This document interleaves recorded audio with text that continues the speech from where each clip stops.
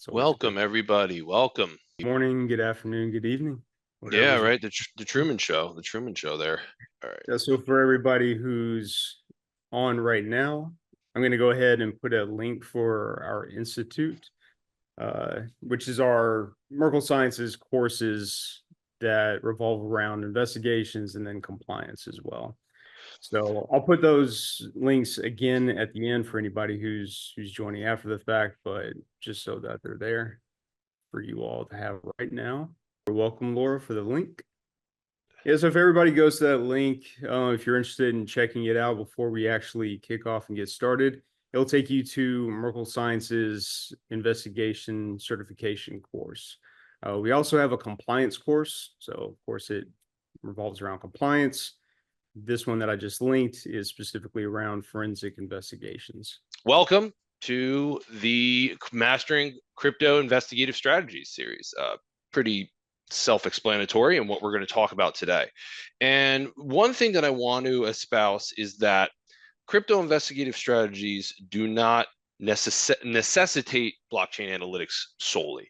And I think that is one of the things that many people get confused about, is the fact that crypto investigative strategies encompass a lot, especially when you talk about things online like open source intelligence and things of that nature.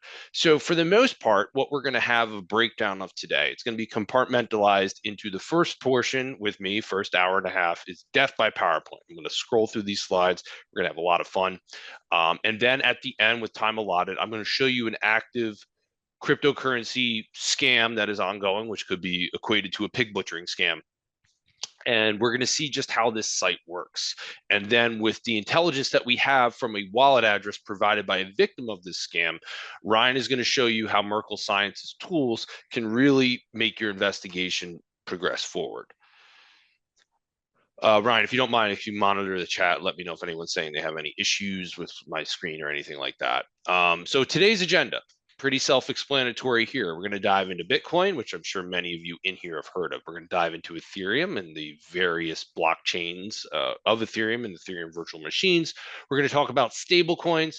We're going to talk about anonymity enhanced coins, also known to you as privacy coins like Monero. And we're going to talk about decentralized finance, decentralized exchanges, and really what we colloquially know as Web3. We're going to also try to understand NFTs, non-fungible tokens, the different protocols on Ethereum which they operate on, like ERC721 and ERC1155. And then we're going to understand the common scams and fraud. So at the end, I'm going to show you an ongoing fraud that is active. If you guys want to get defrauded yourself, the site is still online. I made an account on it. We're going to look how it works. The investigative avenues is really where I want you guys to take the most away from this webinar, is because investigations into these scams online do not only need cryptocurrency analytics. In fact, I would encourage you to have cryptocurrency analytics second and the other investigative strategies first. And the reason why is because there's so much more that we can do. There's so much more that we can investigate without ever touching the blockchain. And then we're going to utilize Tracker, in which the second half, when Ryan takes the helm, he's going to show you exactly what Tracker can do for you. This is a great question. And when I say your department, I mean, I teach to law enforcement, so usually it's a law enforcement branch, but your department could also be in the private sector as well. Can your department or your office or whatever investigate cryptocurrency cases? Are suspects in using cryptocurrency in your town, city, country to facilitate criminal activity? Or better yet, are they defrauding your business if you're from the private sector? And can you assist victims that have fallen victim to cybercrime? Your clients, your customers? The answer to all three of these questions is yes. And if you feel currently that the answer is no to any one of these three, I promise you by the end of the webinar, you're probably going to move that meter to yes. This is a harrowing statistic, and I like to throw this number out there to kind of understand, get you to understand just how bad the problem is, right? Because in order to solve a problem, we have to agree what the problem is and then move towards a solution. It is estimated that every minute the global economy loses $2.9 million due to cybercrime. There is nothing that comes close to this metric, areas of criminality, I should say, in terms of financial burden. So as these criminals are clearly profiting and cybercrime is clearly on the rise, the main medium to which the money and the funds are moved is cryptocurrency. You could argue that, well, what about, different types of cybercrime? Yes, I would say I agree that there are some that don't touch cryptocurrency. It's just purely the traditional financial institutions. But at the end of the day, they are gravitating towards the movement of those illicit funds in cryptocurrency in some way, shape, or form, as we will look at. So Ryan, if you want to unmute yourself, give a little bit of an intro of who you are. Nah, this time I was never on mute. I was prepared for Oh, yeah. fine. Yeah. Hi everyone. Thank you for joining with us this morning or afternoon, evening, whatever applies to you. My name is Ryan Byrne. I'm an account executive here at Merkle Science. A little bit about myself, just real quick, that you can already read on the screen. I'm currently in the Army Reserve, Sergeant First Class. Spent 12 years active, now finishing my time as a weekend warrior. And I'm a certified DeFi expert through the Blockchain Council. So, Kevin, I'll turn it back over to you. Thank you.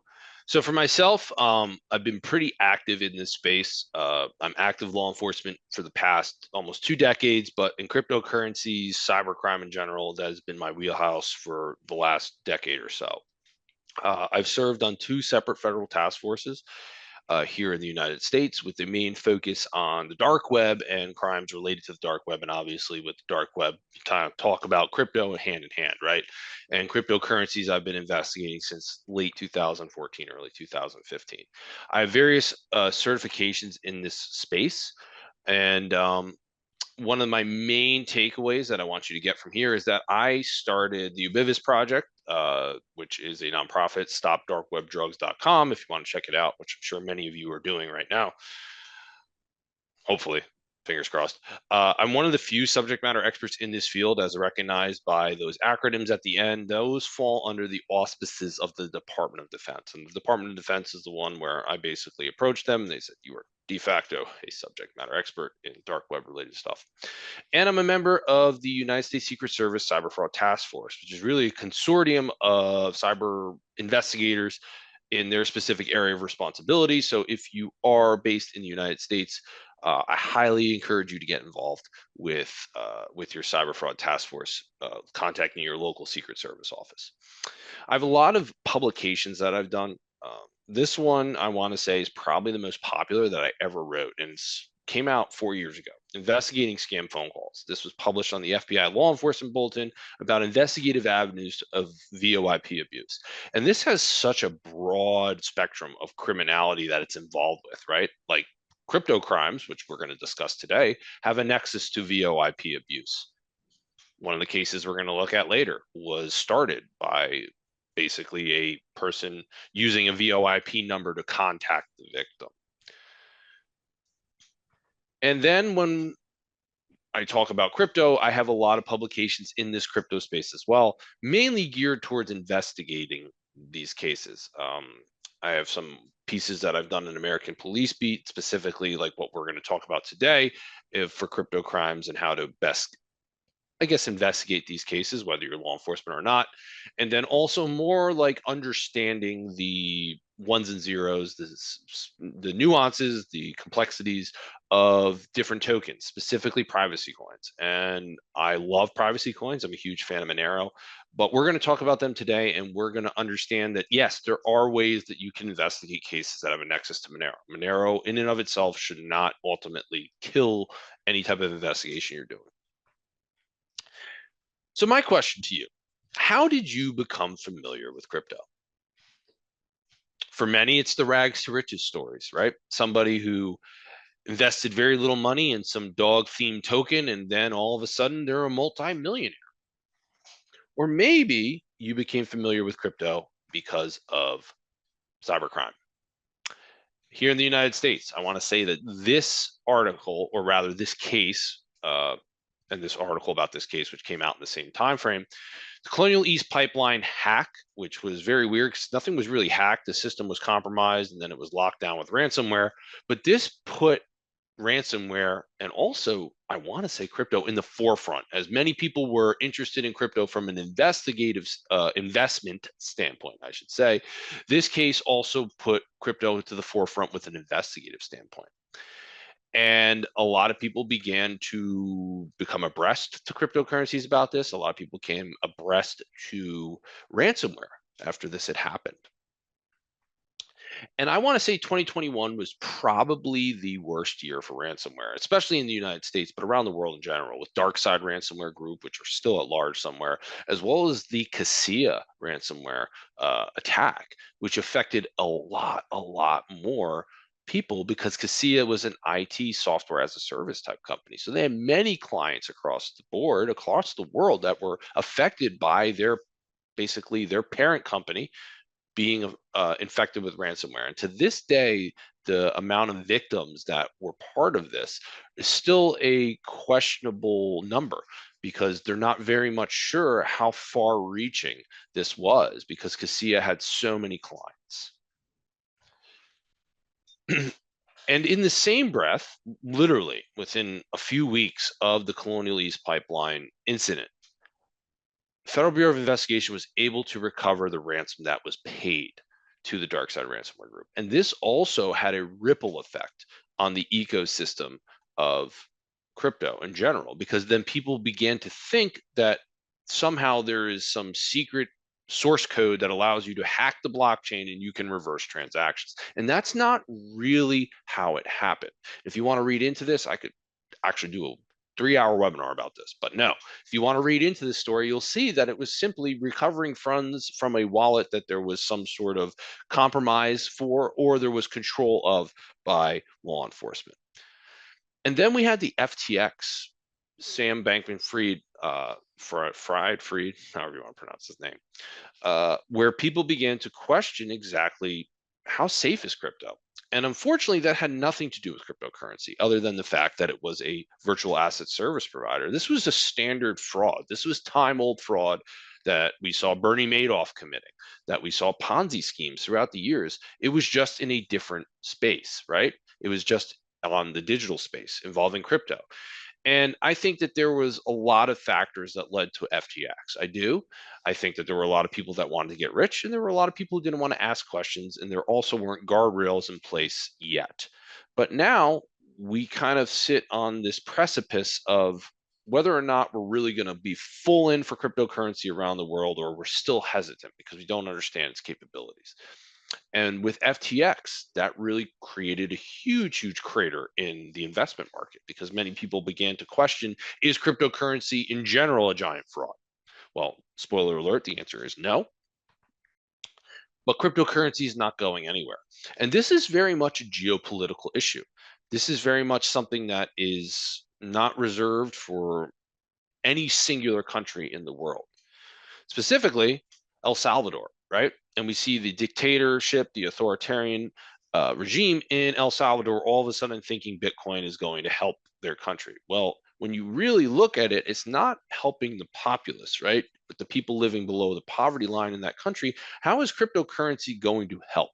How does that become the high tide that raises all the ships, right?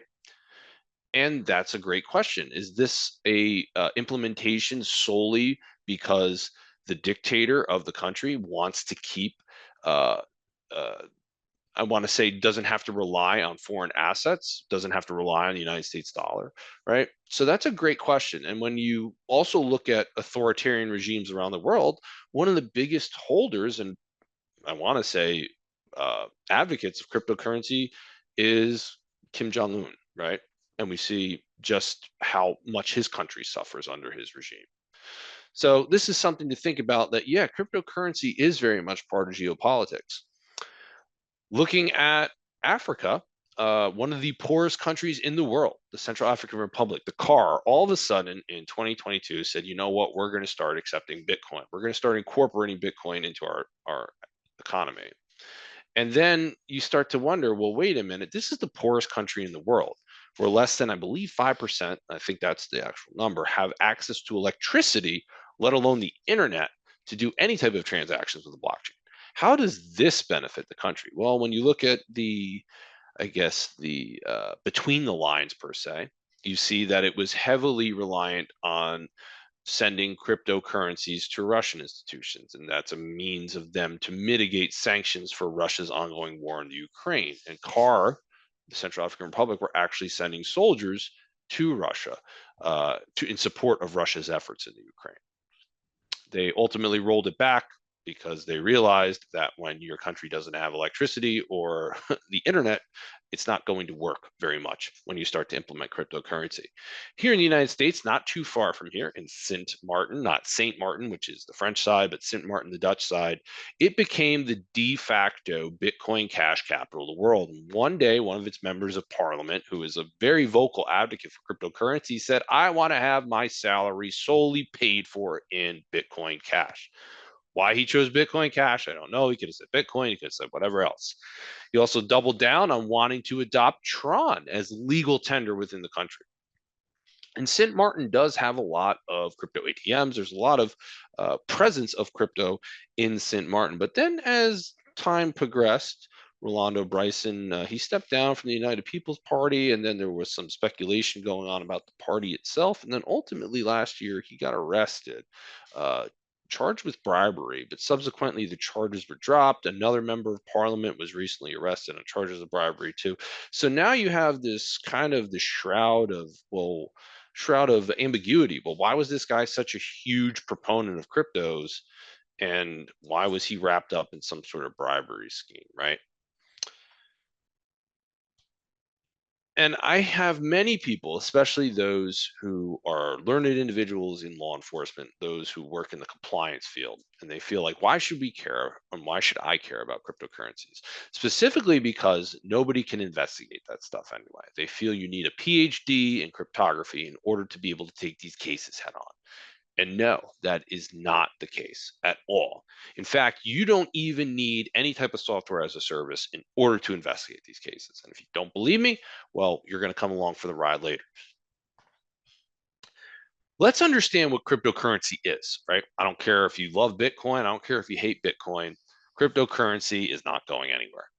And it's a digital currency in which transactions are verified and records maintained by a decentralized system using cryptography rather than a centralized authority. And no matter what, the internet is essential. If you can't connect to the blockchain, regardless of what crypto you were using, you cannot do anything, right? You can't post anything on the blockchain. You cannot do anything. Now, digital currency, whether or not you agree that cryptocurrency is going to be implemented into our daily lives, you use digital currency every single day.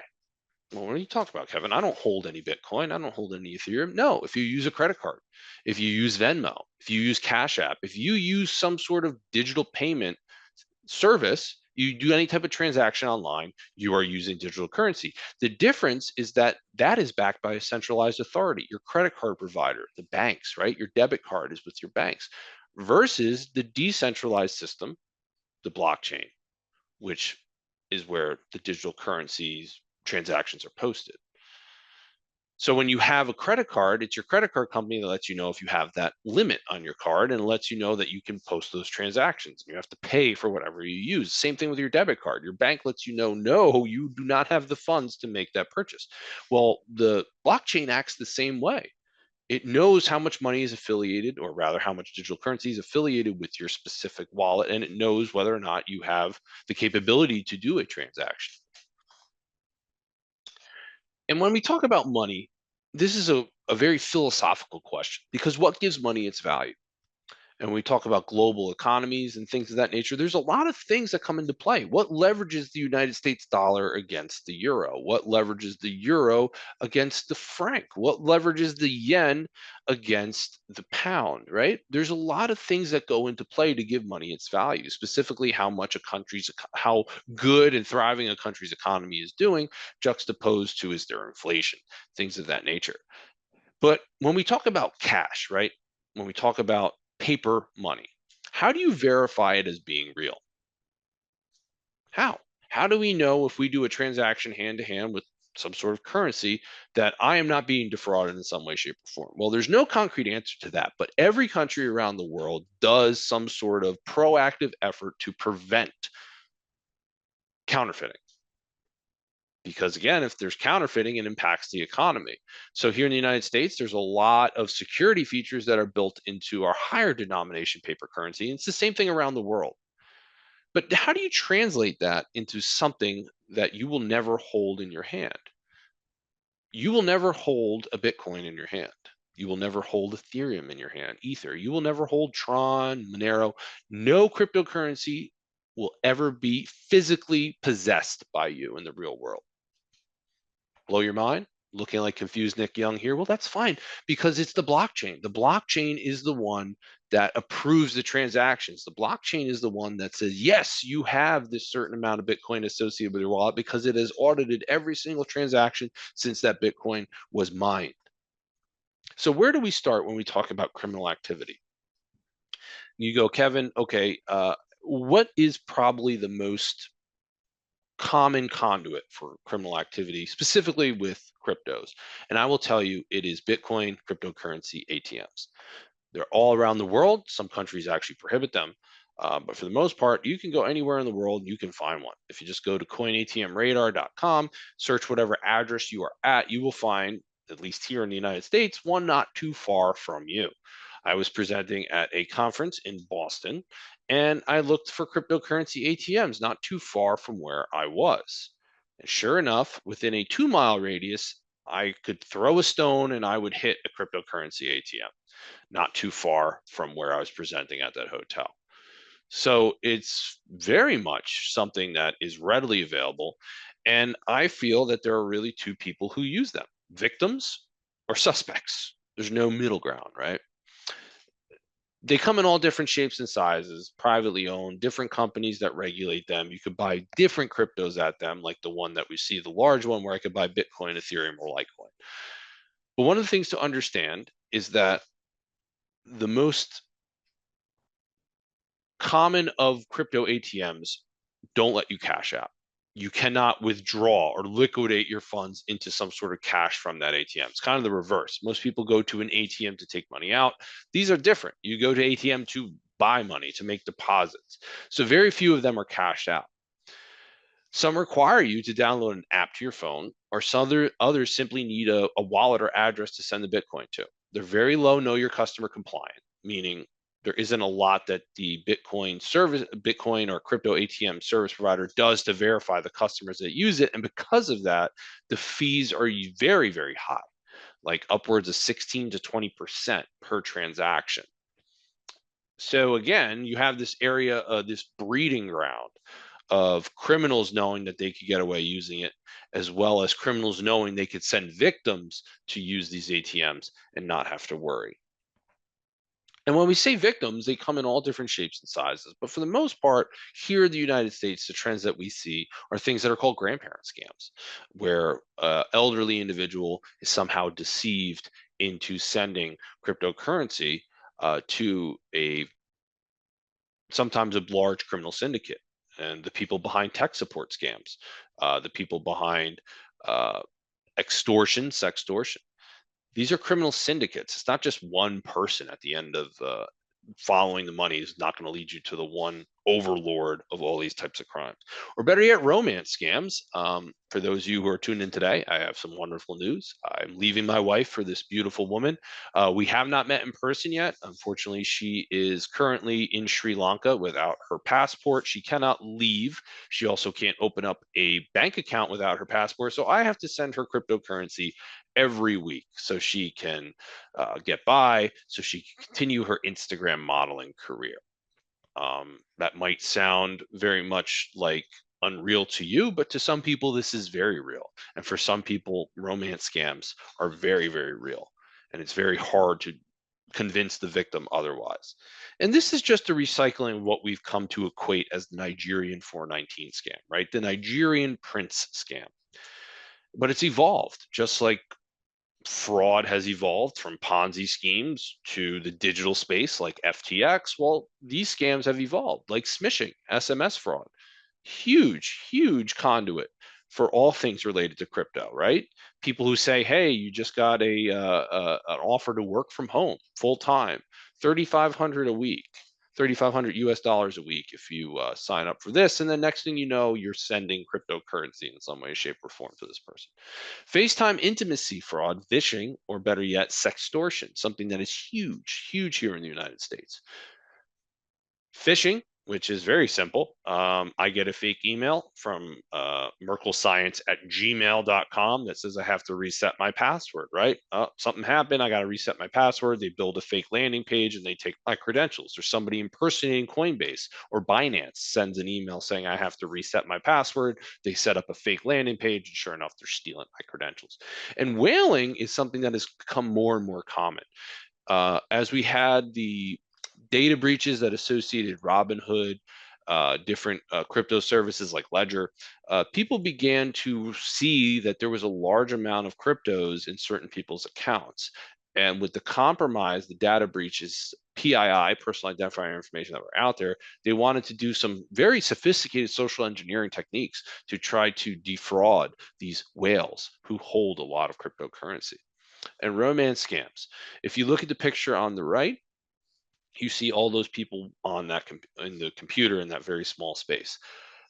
Yes, that is how romance scam operations sometimes look, because there are multiple victims and somebody is always available to answer that. It's 24/7 service to keep these romance scams going. And in the top right picture, you see these marketplaces where these high-end phones are for sale. Granted, that's a little bit of dated photo. But again, how does an iPhone 15 or iPhone, whatever number we're up to now, wind up for sale at these marketplaces at an extreme discount? Well, some romance scams evolve into victims sending phones. Happens a lot. A lot of the cases I've investigated, the victims sent phones. Often, more often than not, they wind up purchasing the phones with the money from the victim, and they just offer a very big discount to resell it. It's a very, very robust space. Now, here in the United States, and I want to say international partners as well with Europol and Interpol contributing countries, they have done a lot to help prevent people from falling victim to scams and going to these crypto ATMs. That hasn't really deterred the suspects, but still, money laundering with crypto ATMs is incredibly probably the easiest way. If you ever want to launder money in your life, it's the easiest way to do it is through a crypto ATM. How do you do that? Well, for example, if I'm a drug dealer and I've just made $5,000 cash, I'm not going to go to a bank to deposit it. It's probably going to create a suspicious activity report, something. All these mechanisms are going to go into place at these traditional financial institutions to say, hey, why is Kevin Hendricks, who doesn't have a job, doesn't report any earnings, sporadically depositing this cash every week, right? That might get the interest of law enforcement on me. But if I go to a crypto ATM and I buy $5,000 worth of crypto, I have laundered that money. I've converted it into a cryptocurrency that I'm in control of. And from there, I could send it to a Binance account or a Coinbase account or a Cash App or something where I can liquidate it back into some sort of United States currency, which I can then deposit into my bank account. And from the bank side, that looks like maybe I'm just a crypto bro. Maybe I'm a day trader. Very easy to launder money. And that's why the criminals continue to use it. And exploits that are there, specifically with default admin QR codes that are on these Bitcoin ATMs, people are able to actually manipulate it to steal all the funds associated with that ATM. Yeah, that's something to really consider, is that, yeah, there's vulnerabilities there. A lot easier to quintessentially rob a crypto ATM if you know what you're doing than it is to break open a cash ATM. And when we talk about the Mexican cartels and the violence and the terror of the drug epidemic that we have here in the United States, we don't really think about Bitcoin being a medium to which they launder money across borders very easily. Doesn't matter where you are in the world today. When you're tuned in, I can send you Bitcoin, Ethereum in a matter of minutes, right? It'll get to you. It's faster than any Western Union. It's faster than any type of financial institution of wiring. That's the day and age that we live in. It's only natural that the cartels understand that. It's very easy for them to move money across borders that way. So I say this is cryptocurrency not for dummies like the dummy series, but for cops. And I think it's kind of worse because cops are the ones that you really have to break things down into simplistic terms. And this is probably the most concise explanation that I can give you as to the training we're going to go through today. You do not have to understand the programming of these cryptocurrencies to be able to investigate them. You don't. I promise you that. You don't have to understand how the ones and zeros work. You don't have to understand the cryptographic primitives. You don't have to understand these things. But what I do want you to take away are two fundamental protocols of how these different cryptos work. One is UTXO, which stands for unspent transactional output, and the other one is the fundamental protocol of Ethereum ERC20, which is Ethereum request for comment 20. If you understand these two or have a very good comprehension of those two, that's what I want you to take away from this webinar. You're going to understand how they work. You're not going to understand the very intricate programming aspect of it, but you're going to understand exactly how this all works. So if you look like confused confused John Cena or confused Mark Wahlberg here, that's fine. If you have no familiarity with crypto at all, that is fine. I'm going to walk you through it. I'm going to hold your hand. Today, well, rather as of May 1st, because if I go there today, it's probably going to be a little bit higher of a number. 2.4 million different cryptocurrencies listed on CoinMarketCap. And CoinMarketCap is its own little fiefdom. So there's probably, and I would fancy, I guess, double this amount in the entire world, some ICOs, but 2.4 million cryptos listed as of May 1st. That's a lot of cryptocurrencies. And a lot of them don't have their own blockchain. They interact on Ethereum, or they interact on an Ethereum virtual machine type blockchain, or a comparable blockchain like Tron to Ethereum.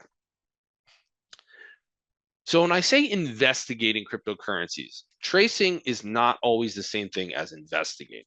But when we talk about, in general, the main cryptocurrencies used in cybercrime, we're going to be talking about Bitcoin, Ethereum, or Monero.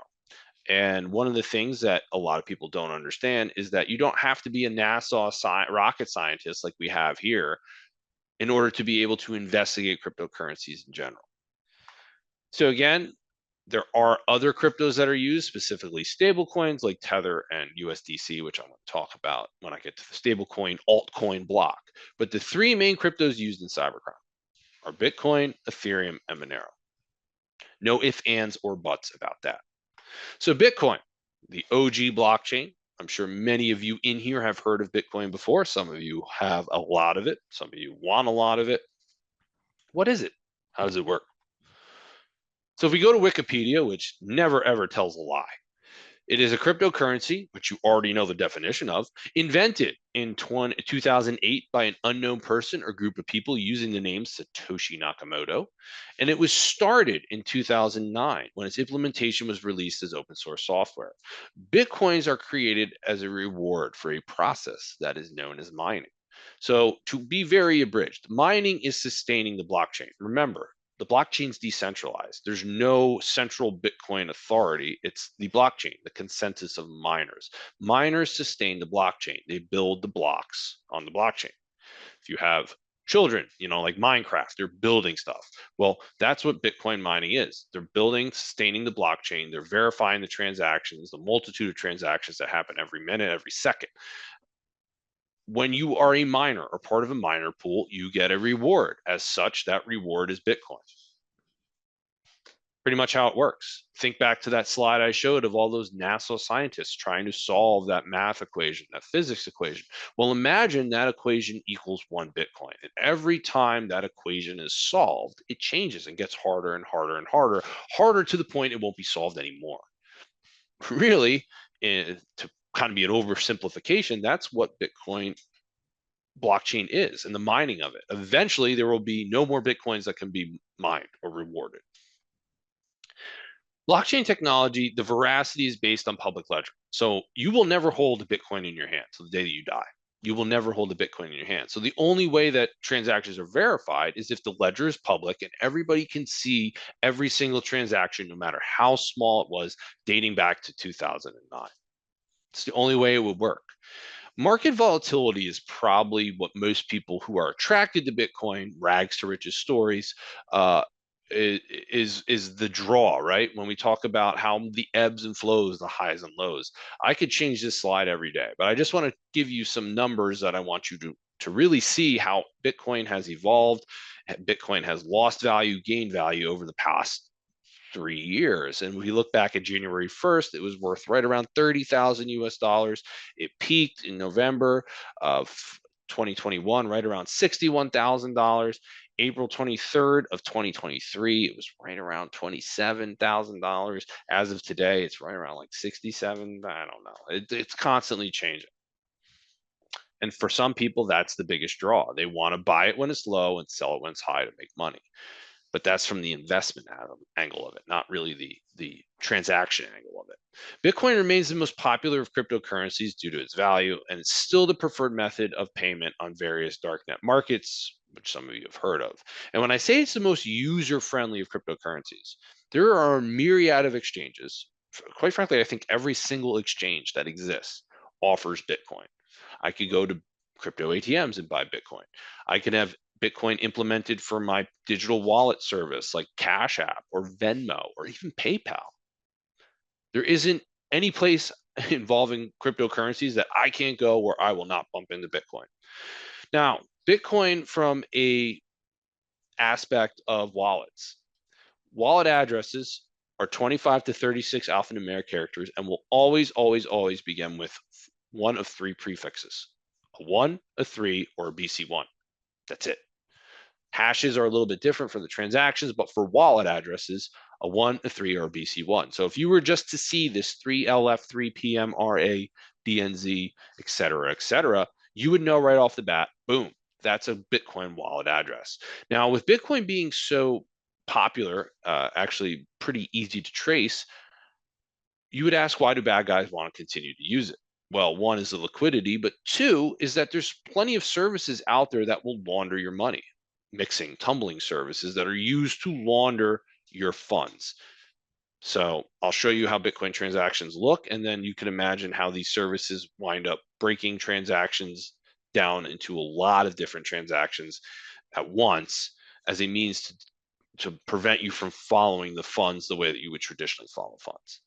Chain hopping is converting one cryptocurrency to another, or better yet, that's known as swapping, right? But chain hopping in sense where I am laundering my money, I'm laundering my Bitcoin, I've reached a service where I now need to convert that Bitcoin into another currency to continue to move the funds surreptitiously. I'm converting that Bitcoin into US dollar tether on Ether. I'm converting that into US dollar tether on Tron. Or better yet, I'm converting that Bitcoin into Monero, because once I convert it into an AEC like Monero, then you can no longer follow the funds as well, as easily as you can follow it on Bitcoin. In terms of what I see here and what, this is stuff dating back 10 years. Criminal activity, usually a red flag, is somebody who buys Bitcoin from a legitimate exchange like Binance, Coinbase, Kraken, and then immediately transfers it to an outside wallet or a non-US based exchange like KuCoin, OKX, or something like MEXC Global. Why would they be doing that, right?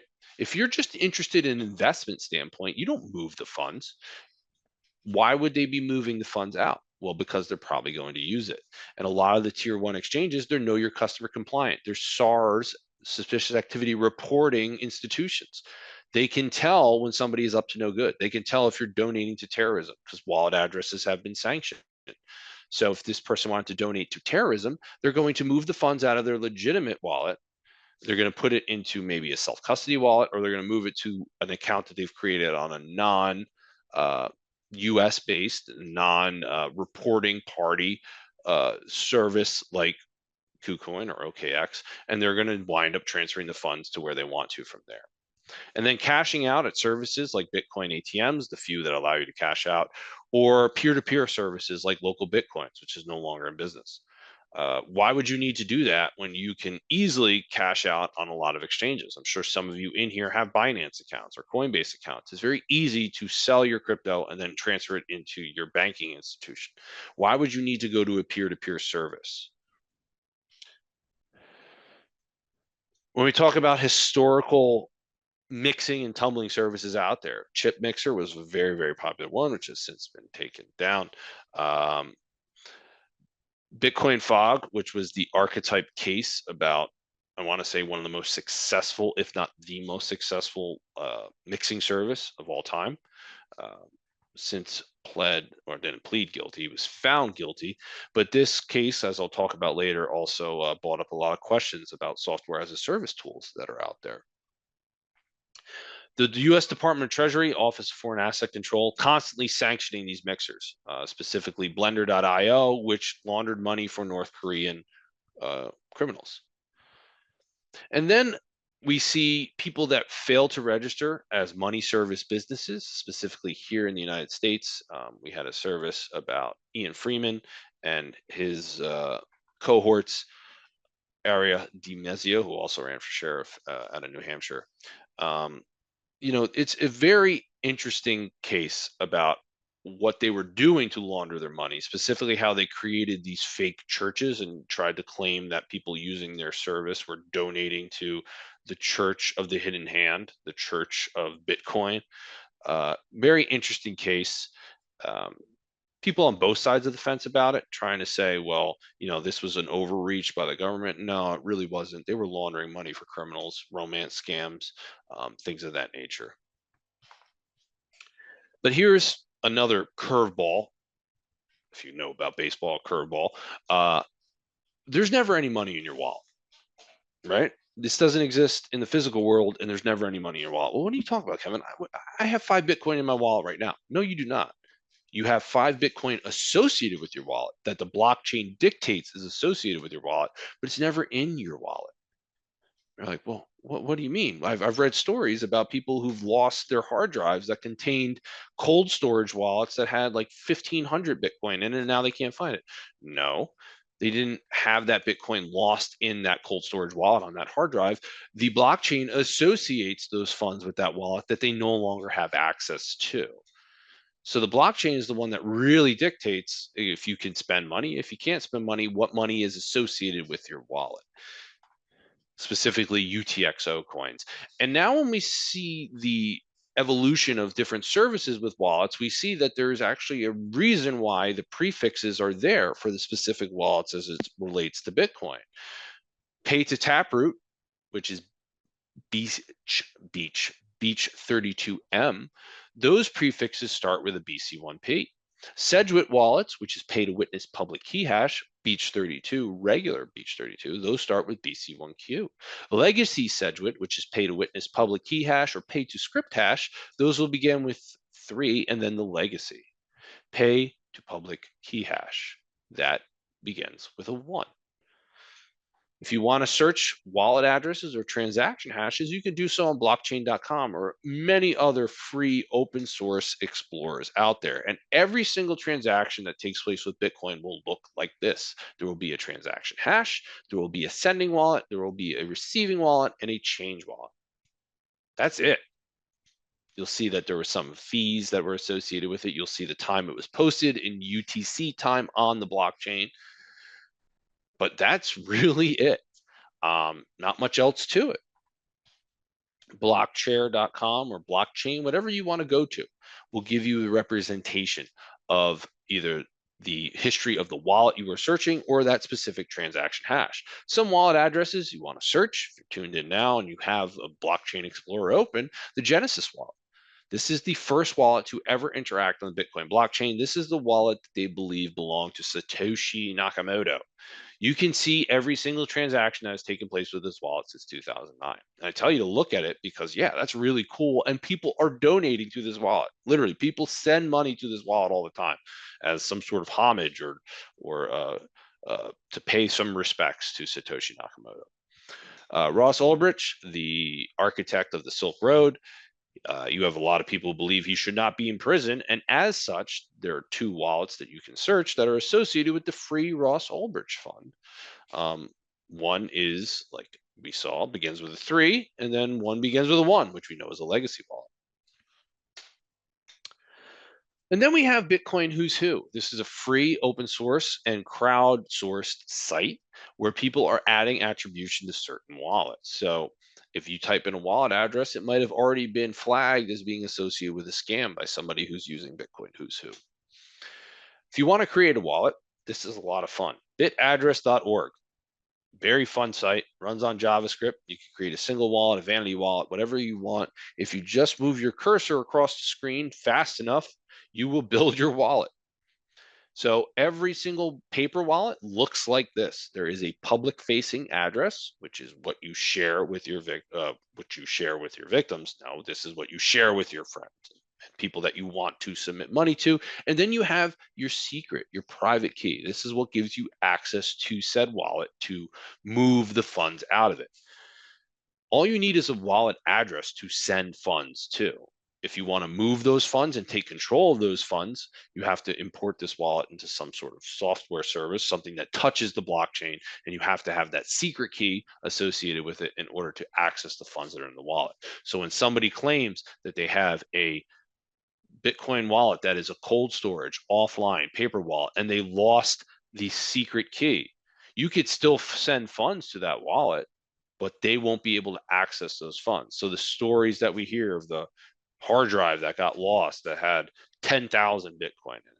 Well, in reality, you could still send funds to those wallet addresses. They just can't access those funds because they lost their secret key. I want to take you back a little bit, a few years for Bitcoin faucets. These were a lot of fun. They no longer exist in the real world because people started to hack them and steal them. But what Bitcoin faucets were pools where you can basically send a very minimal amount of Bitcoin to your wallet to see the transaction get posted on the blockchain and to make sure that the funds were actually in the wallet and that you could send those funds back to the faucet. A lot of fun. Unfortunately, during the peak of Bitcoin's popularity and price, a lot of them took themselves offline because people were hacking in and stealing the reserves or just trying to take all the Bitcoin from the faucet and not give it back. A software wallet comes in all different shapes and sizes. For most people, software wallets are on their phones, like Electrum or Konami. For others, you have DeFi wallets that are built into browsers like MetaMask and Phantom.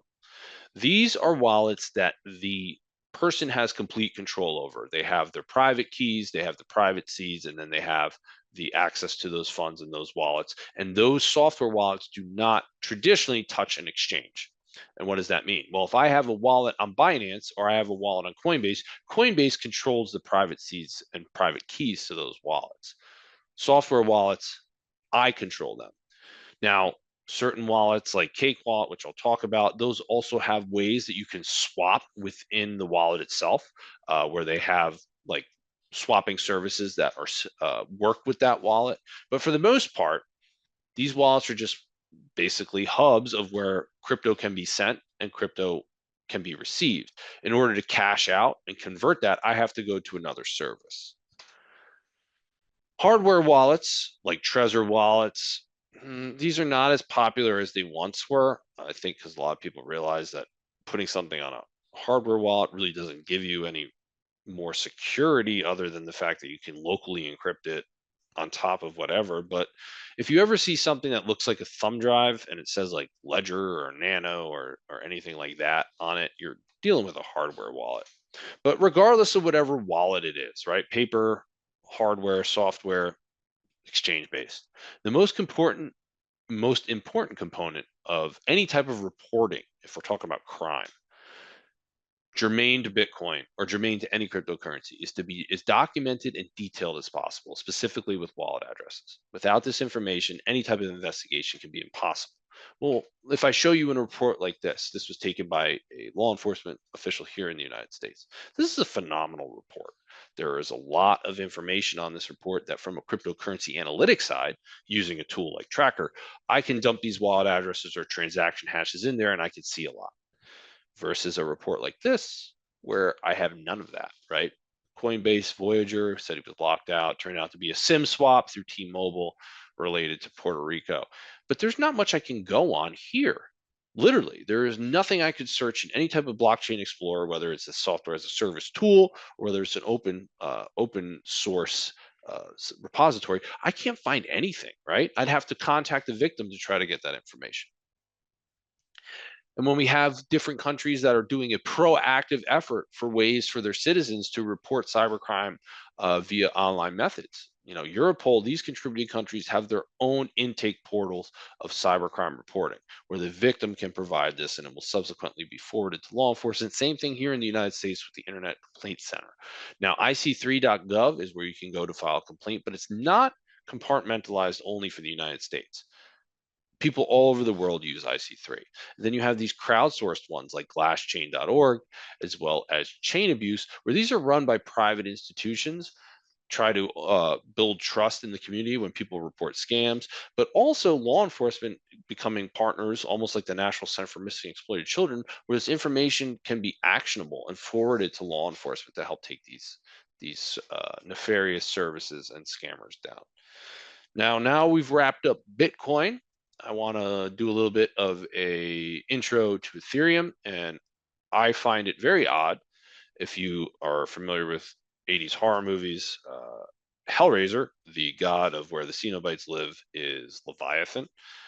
Ethereum looks very eerily similar to Leviathan. But ERC20, like I spoke about, Ethereum request for comment 20. This is the smart contract functionality, the protocol in which standard transactions on Ethereum take place, usually involving different tokens, because it's not only Ether, which is the native token of Ethereum, but you can have US dollar Tether, you can have US dollar coin, you could have various cryptos that operate on the ERC20 protocol, because think of ERC20 more as a contract, right? Bitcoin, we think more as one party sending money to another, but Ethereum, it's more about contracts, like smart contracts, which I'm sure some of you have heard of, the different parties delineated in that contract. Tracing is a bit more complex due to multi-token support and smart contracts. So again, it's a little bit less clear and straightforward as Bitcoin is, because with Bitcoin, you have a sending wallet, you have a receiving wallet, you have a change wallet. There's really no variance in that. With Ethereum, there's a lot more that can be done in a single transaction. So there's a little bit more complexities involved there. But unlike Bitcoin, where you have the 3 prefixes of 1, 3, and BC1, Ethereum is a bit different, because Ethereum, every single wallet address and transaction hash will always begin with a 0x. So if you see a 0x, you know you are dealing with Ethereum, or you are dealing with an Ethereum virtual machine. And when I say EVM, there's different ones that are out there. There's different smart contract functionality blockchains that are out there, like Solana, Binance, smart contracts, Polygon, which also shares 0x with Ethereum, Kronos, Avalanche. These are all smart contract kind of focused blockchains versus ones that are dedicated solely to the crypto itself, if that makes sense. Like Tron. Tron is kind of similar to Ethereum, very much so. And I'll talk about Tron in a bit. But if you see 0x, right, some main takeaways I want you to digest. 0x will always mean it's Ethereum or Ethereum virtual machine. And when we talk about Ethereum virtual machines, there's plenty out there, and a lot of them are focused on what we will know as Web3. The adoption of different games, different decentralized apps, decentralized organizations that exist on the blockchain, utilizing Polygon or utilizing another EVM as a means to really sustain any type of action that these things do, like with gaming on the blockchain, et cetera, et cetera. So understand that this is very much part of what we will come to know as Web3. Go to blockchain.com. Go to Blockchair. Doesn't matter where you go, ETHPLOR, EtherScan. This is how a transaction will look.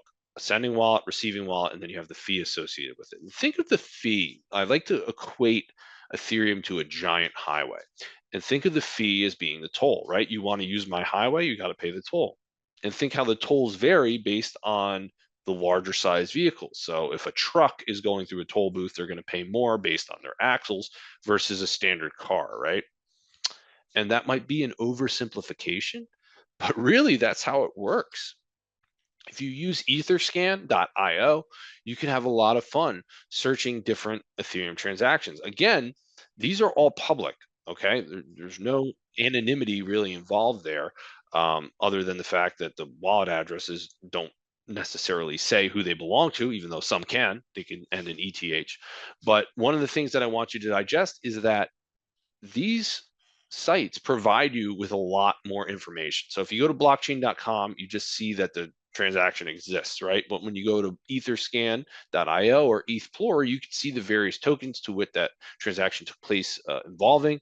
You can see if there's other things that are built into that smart contract, and that's pretty cool. And I think when we talk about cryptocurrency becoming more part of our daily lives, I think we're going to see more from a smart contract side first. You can also search in Blockchain, something very similar. So I've reached the end of Monero.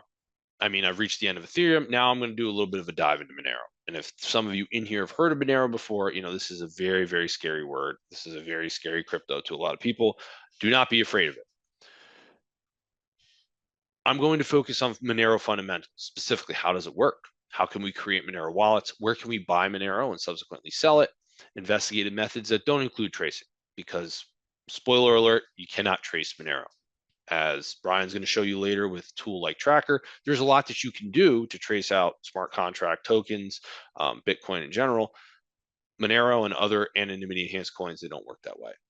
And usually you're going to follow the funds to a swapping service. And when we talked about chain hopping, more often than not, when you see stolen funds hitting a swapping service, they're swapping for Monero as a means to throw you off from following the trail of where these funds wind up. And when I say don't fear AECs, because AECs, anonymity enhanced coin, is like the the government name for privacy tokens. They're not going anywhere.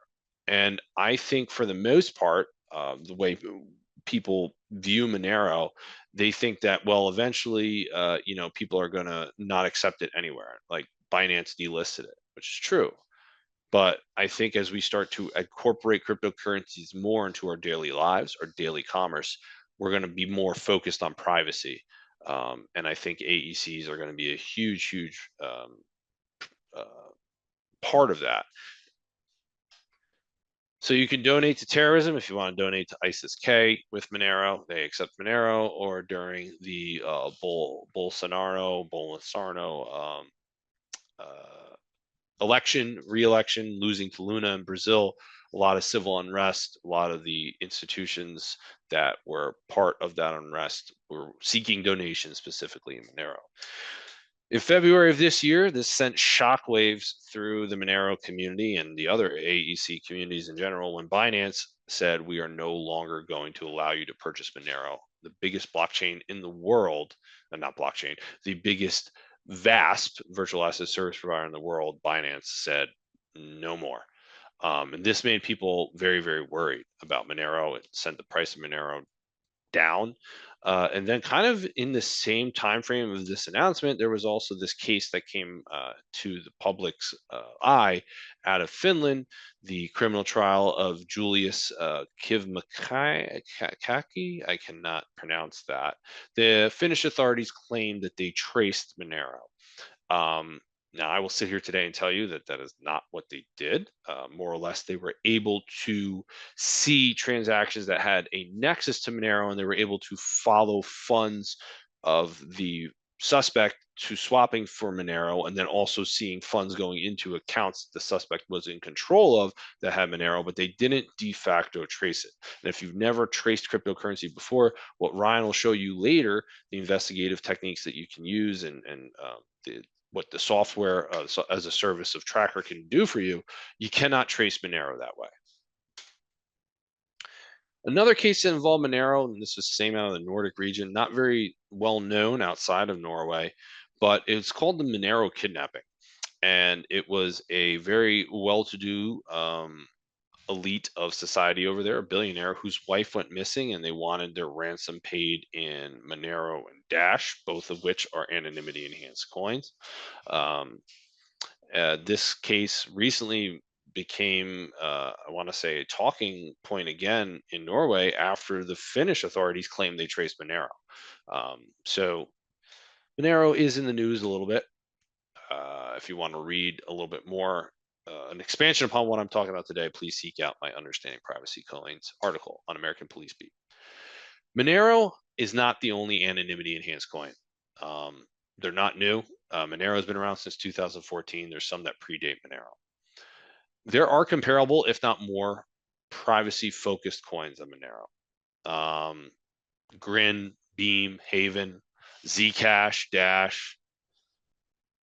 It's all comparable. And then you have ones that are not so much privacy focused, like Litecoin and Bitcoin Cash, that do offer private transaction or transaction obfuscation. You'd have to use a specific service, or you'd have to select that when you do a transaction, like with Litecoin. Again, I feel this will likely become the future of crypto, because a lot of us are not focused on utilizing cryptocurrency right now. We're focused on investing in it. When we start to transact with it, privacy is going to become a big talking point. Most of these cryptos have their own websites where you could read about them. If you want to look up Beam, you want to look up Grin, which uses the protocol of Mimblewimble, Zcash, which uses ZK snarks, the different ways that it encrypts their usership. Same thing with Haven. This is something that you need to kind of understand exactly how these AECs work, not how they're programmed, the ones and zeros, but really how they work and how they protect their end user. Oxen, which was a fork of Monero, basically it was part of Monero blockchain split off, and one of the forks that split off became Oxen. And Oxen is pretty cool because you have a darknet that is known now as LokiNet, as well as an end-to-end messaging platform, Session, which is built on the Oxen blockchain. The Oxen Privacy Tech Foundation, which was one time headquartered out of Australia, optf.ngo, if you want to check that out. They're doing some phenomenal things. Ghost Coin is a rather interesting one. This is kind of like a stable coin for Russia, but it's privacy focused. If somebody's using Ghost Coin, it's kind of a rule of denomination here that this person's more than likely in Russia or a Russia federated state. As we see here on the Yggdrasil network, we have this developer Acetone, who only accepts donations in Monero or Ghost Coin, and I could probably deduce that he or she is out of Russia, based on the fact that I don't know any non-Russian people or actors that want Ghost Coin. And with Litecoin, with the adoption of Mimblewimble, which is also the protocol that Grin uses, this was in 2022 when they decided to add this feature as something that would attract not only investors, but people that want to use Litecoin. Same thing with Cash Fusion and Bitcoin Cash. Since Cash Fusion went online in late 2019, they've had a lot of transactions. Again, average 83 per day. Still, people utilizing it in some way, shape, or form to protect their privacy. I wonder if Mr. Bison in St. Martin uses Cash Fusion to obfuscate his Bitcoin Cash transactions. With Monero, again, I will take the definition from Wikipedia. It's a privacy-focused cryptocurrency released in 2014. It is an open source protocol. It's based on CryptoNote, which is actually different than Ring CT, which I will talk about. But its protocol is based on CryptoNote. It uses an obfuscated public ledger. It's still a public ledger, but it's obfuscated, meaning anyone can send or broadcast transactions, but no outside observer can tell the source, amount, or destination. Again, CryptoNote, the group, it's ring authentication. There's Ring CT, which I will talk about in a bit, but the protocol CryptoNote is to keep the transactional information hidden. Nobody, and I mean this very, very wholeheartedly, nobody invests in Monero. Nobody holds Monero for investment purposes because it only loses value. January 1st of 2021, it was worth $130, okay? As of today, or rather, as of April of this year, it was worth less. Don't really check the prices because I don't care about the prices, but just understand that these things do not ebb and flow the same way Ethereum and Bitcoin does. I'll talk a little bit more about darknet markets and their association with Monero and illicit services, history of it, really how it used to be something nobody wanted to touch to now everybody wants it on their darknet market. And when I say it's the least user-friendly, we saw Binance delisted it. There's not many places I can go to cash out my Monero and also to buy it. So Monero wallet addresses, will always, always, always be 95 alphanumeric characters, and they will begin with a 4, which is the main or the change address, or if there's a subnet address, it'll begin with a 4, with an 8. So instead of there being a 4, there will be an 8. But if you ever see 95 alphanumeric characters and they begin with a 4 or 8, you are dealing with Monero. The way group signatures work is, again, a means to obfuscate who the sending and receiving parties are. With subnet wallet addresses, I believe a singular wallet can have up to 24 or 25 subnet wallet addresses. When you send funds to a subnet wallet address of a Monero wallet, it always, always will resolve to that 4 wallet. So you can have as many subnet wallet addresses as you want, but the funds will always be in that 4 wallet, and they will always be sent from that 4 wallet. But receiving, you can receive from that subnet wallet address.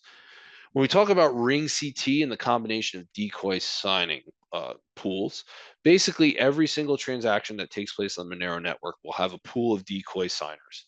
And the sending receiving wallet will be hidden. There'll be stealth addresses associated with that wallet.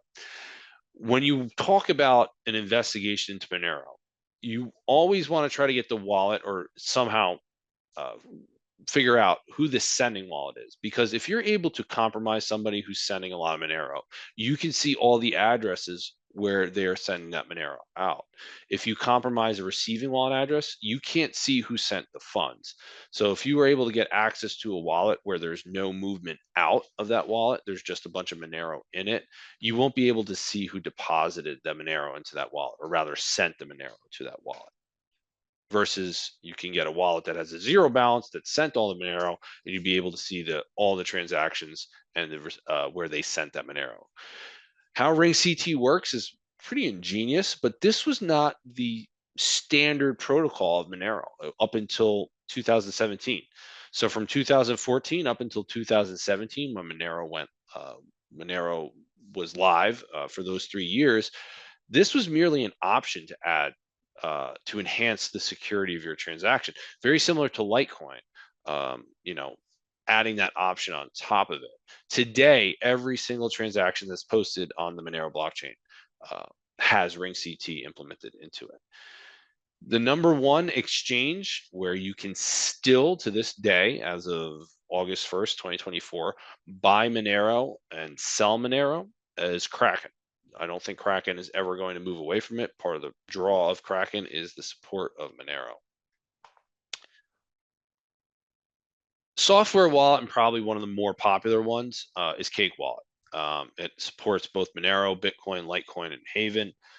This one also has swapping support built into it, where you can swap through one of the swapping services that work with Cake Wallet to basically have funds converted without ever really having those funds need to leave your actual soft wallet, if that makes sense. Swapping internally with the wallet itself, but if you want to send those funds elsewhere, you don't have to swap for them, if that does make sense. Hopefully it does. My Monero is probably one of the most simple, user-friendly wallets that are out there. Not a lot to it. Again, like we see, oh wait, I just went backwards. Again, like we see here, you can see that they sent this wallet out. There's a transaction hash posted with that wallet for the outgoing funds.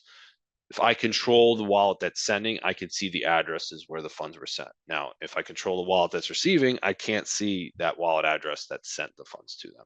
And that's by design. Exodus is, again, probably one of the most popular. Most people that I know of that are using Monero in some bad way. Some more often than not have an Exodus wallet. But the one that's the real kicker is the Feather wallet. So if somebody's using a Feather wallet, it's not very graphic user interface oriented. Kind of looks like a old Windows program here. This person is probably very, very much operationally secure. This person is probably worried a lot about OPSEC. By default, it creates a bunch of subnet wallet addresses for you. It also connects solely into the Monero meme pool and the Monero blockchain nodes via Tor, the onion router. Again, this is a little bit more advanced. Now, creating a Monero wallet is very easy. There's a lot of services out there where you can create one. When you create a Monero wallet, you will have a mnemonic seed that is 25 words.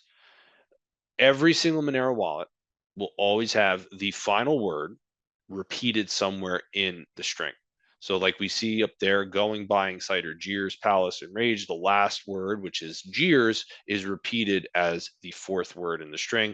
Not saying it will always be the fourth word. I'm just saying that if you see the final word repeated somewhere in that 25 word string, you are dealing with a Monero wallet. So if you were just to see that seed, you would go, I know this is related to a Monero wallet. With that seed, you can do a lot of damage. You can reconstruct the wallet. You have private keys that get associated with the wallet, and I'll explain that in more detail if you guys want to reach out to me privately. But this is a way for me to decipher on the blockchain with that key the transactions that are posted. Oh, wait. So when I say most people swap for Monero, again, this is very bad AI facing a hole swapping here, but very few exchanges facilitated direct purchase, meaning I can't go to a lot of exchanges and buy Monero. They won't let me. Binance delisted it. Kraken is one of the few where I can just buy the Monero on Kraken. Most people have to swap for it. Most people are using swapping services like Fix Float, or they're using a service like Wizard Swap, which this one is the Tor-based version of it. There's also a ClearNet version based of it, as well as Change Now, Changely, et cetera, et cetera. So most people are swapping for Monero in some way, shape, or form. So they have to have crypto beforehand to purchase the Monero via a swapping service. If that makes sense. I'd have to have Bitcoin to swap for it at a swapping service versus using my credit card or my ACH checking account to buy it. Now, darknet markets and their relationship with Monero. This is an ever-growing area. Many years ago, 5 years ago, pre-COVID world, there was a darknet market that was known as Libertas. And one day, Libertas woke up and said, you know what, we're going to become Monero only, and we're actually going to move our marketplace from the Tor browser to I2P. Ultimately, Libertas market failed the same week it decided to do this. But from the standpoint of what they were trying to achieve, they actually were pretty ahead of the curve. Not more than a year later, darknet market, White House market, which accepted both Bitcoin and Monero, decided to switch, became one of the most popular darknet markets, so much so that they decided to retire. And I love it when these darknet marketplaces make their big announcements that they've made enough money and they're going to retire. We're going to go up. We're going to put ourselves out of business. Alphabet, before the disappearance of the snake, wherever he may be in the world, when it remerged, it only accepted Monero. And it was very, very popular. It was the most popular darknet market for a while. Wired Magazine actually interviewed DeSnake, which was bizarre, but they were Monero only. So it goes to show that, yeah, you can be pretty successful with Monero only. Now, many marketplaces out there like Archetype, Supermarket before it took itself offline, Drug Hub, which are the same people that are behind White House Market, Fish Market, you see all these marketplaces that only accept Monero. And part of the reason why is because you cannot trace Monero. So Squid Marketplace, which was based on Squid Games and their design, they weren't even very popular, but they were only accepting Monero. And if you want to read this article I did with Gray Dynamics about the rise of Monero and terrorist financing, I encourage you to do so because, again, ISIS-K, other terrorist institutions are only really accepting Monero donations. Now, is your suspect using Monero?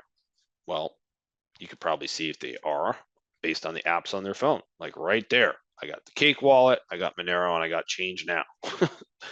Yeah, this suspect is using Monero. Also saving their mnemonic seeds.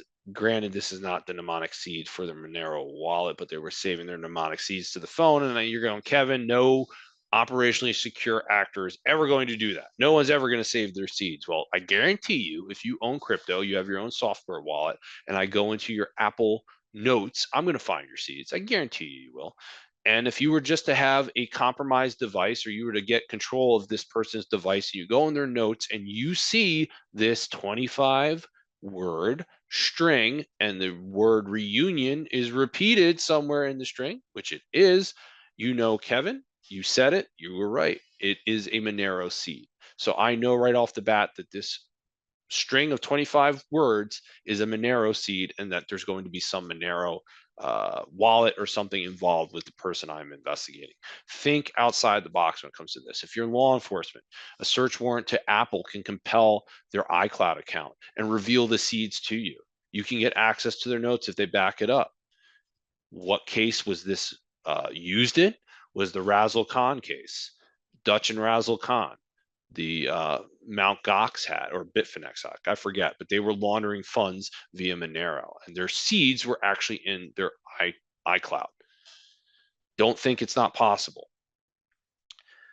Ripple, which is kind of an AEC, I think, yeah, I would say, right, Ryan? I would say Ripple's an AEC. You know, they focus on privacy with Ripple. You know, the question becomes, well, is it actually a currency or is it a security? Do people use it for investments, or do people actually want to use it the same way that they use currency? This is an ongoing question, right? This is an ongoing debate, but it's ongoing because these are key components as we move towards DeFi. And by DeFi, decentralized finance, I'm talking about Web3 and how we're going to implement this into our ecosystem of the internet, right? So when we talk about DeFi, decentralized finance, versus CeFi, which is centralized finance, it's going to basically come down to a lot of different acronyms that we have here, like non-fungible tokens and the interoperability of altcoins. And by non-fungible tokens, I don't just mean art. You can have different non-fungible tokens with smart contracts. You can have semi-fungible tokens, SFTs. Web3 is a incredibly big question mark for a lot of people, because how is this going to work? How is this going to be in our daily lives, right? Well, the one question I ask you, when you shop online, how do you check out? How do these sites have their payment services built into their checkout process? Do they have express checkout with PayPal or express checkout with Amazon checkout? Well, you're using a third party in that case, right? You're using PayPal or you're using Amazon to check out on whatever site you're going to. Now, take into account maybe having MetaMask. With MetaMask, you don't need a third party. The funds are right there in your wallet. So if we're talking about Web3, MetaMask is almost like your passport into these payment systems, and you can, in tandem, send money without ever needing to have a third party in the checkout process. That's one of the main, I guess, appeals of what Web3 can be in decentralized finance. So altcoins, I'm sure some of you heard of them. I'm sure some of you know what Dogecoin is. I'm sure some of you know what Ripple is, etc. What are altcoins? Well, depending on who you ask, every crypto except Bitcoin is an altcoin. I don't agree with that assessment, but I guess that's what everyone goes by. But altcoins are extremely important. Whether they're unspent transactional output coins, whether they are focused on Ethereum request for comment, blockchains or EVMs, or their anonymity enhanced coin, a stable coin, they're the largest portion of the cryptocurrency ecosystem. And when I talk about ICOs and altcoins, well, those are initial coin offerings. Probably one of the ones that was the most rags to riches story was Shiba Inu coin when it was an ICO and the people who became millionaires from it. DAOs are decentralized autonomous organizations, and dApps, decentralized apps. I could go in depth about those. I just want you to understand what those acronyms stand for.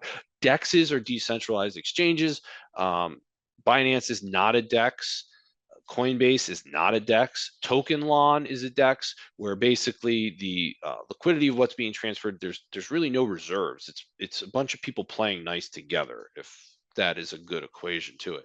And stable coins, which are a huge backbone of this all, algorithmic, centralized, or commodity backed. And again, how do these tokens interact on the different blockchains? Well, standard tokens are going to be interacting on ERC20. ERC721 is going to be more reserved for non-fungible tokens. And then when we have more DEXs out there, we're going to be talking about ERC1155, which is more for interoperability with decentralized exchanges and support for semi-fungible tokens. Well, Kevin, I don't even know what an NFT is. How am I going to know what an SFT is? Well, let's explain what an NFT is. Most of you know NFTs from an artistic standpoint, right? Bored Ape Yacht Club, Crypto Kitties, Crypto Punks. But NFTs are really at their core about proof of ownership and they're about royalties, specifically creating your own NFT. A site like Rarible, encoded into the contract of that NFT will be the recipient address of where there's some sort of royalties that go to it. And why is this ingenious, and why do I love this? Well, there's many cases throughout history where an artist died broke, but their artwork is worth millions of dollars today. Do their estates see that money? More often than not, probably no. They don't see any type of private sale of that artwork on some auction block somewhere. But with NFTs, you have it encoded into the NFT itself that anytime that NFT is transacted, regardless of the value it's currently worth, there will be a royalty percentage sent to whatever wallet. That's great. For those of you who know about music, the rapper Big Pun, as successful as Big Pun was, despite being a terrible, terrible human being and an abusive person to his family, when he passed away, his family did not see any of his royalties. Now, if NFTs were on the side of music, anytime that music is played, streamed, anytime anything happens with that, it would be encoded into the NFT that the royalties would be sent to a specific wallet. To me, that's part of a great future that we can expect when we start to adopt things like Web3, et cetera, et cetera. But connecting your wallet, you can connect your wallet into Rarible. There's other sites out there, a Polygon network, where you can connect your wallet, where you can have these NFTs minted. You can have these NFTs purchased and stored in your wallet in perpetuity until you decide to sell them. And when we talk about artistic works, this is actually a very fluid space as well. Ruling in Hermes when they filed a lawsuit against the Meta Birkin bag. So just take a step back here. An artist was designing Birkin bags for the metaverse, where your character in the metaverse could carry around a Birkin bag. But Birkin bags are the intellectual property of Hermes, and a judge agreed to that. That said, no, you can't encroach on that intellectual property that is owned by Hermes. Probably the first time in history there was ever some sort of contention in the court about a purse that exists in the metaverse versus a purse that exists in the physical world. But there's going to be many cases like this coming out, specifically with Seth Green. And when he lost his Bored Ape Yacht Club ape in Monkey Drainer, he had to buy the ape back from somebody who bought it legitimately from the party that stole it. He had obviously the wherewithal to spend close to $500,000 to get the Bored Ape back. But this began the question of, like, could he have continued his project without it? Because without that NFT, he doesn't own the intellectual property of that NFT. So it's about ownership. And of course, as we move forward in a very ambiguous space with very few guardrails, this is something that we have to realize, that there's going to be mistakes along the way, right? P Network, $1 billion out the door. Whoops, coded it wrong. Mango Market, manipulation of the code. Whoops, was it really Mango Market's fault, or was there more nefarious purposes at play? But regardless of where you sit on the Web3 fence, stable coins are a very, very big portion of it.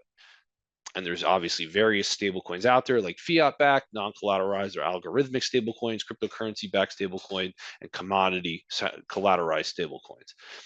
Pegged cryptocurrencies are no different than pegged currencies in the real world.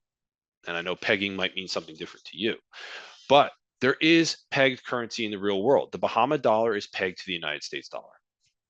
Why? Because Bahamas rely heavily on the banking and the United States dollars, the United States banking and the dollar for tourism.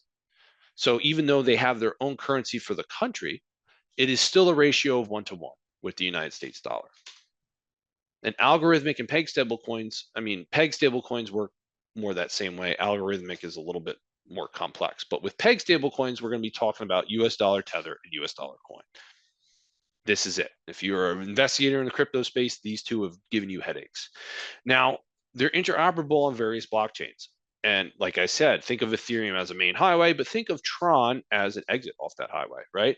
And you can have Tron on Tether, or you can Tether on Tron, or you can have Tether on Ethereum. Tron and subsequent Justin Sun and Tron, as well as the BTT, they were recently sued by the Securities and Exchange Commission, as well as the rapper Soldier Boy that was part of them, basically in like a touting claim for Bitcoin. There's a lot of complexities here, but understand that Tron is not going anywhere.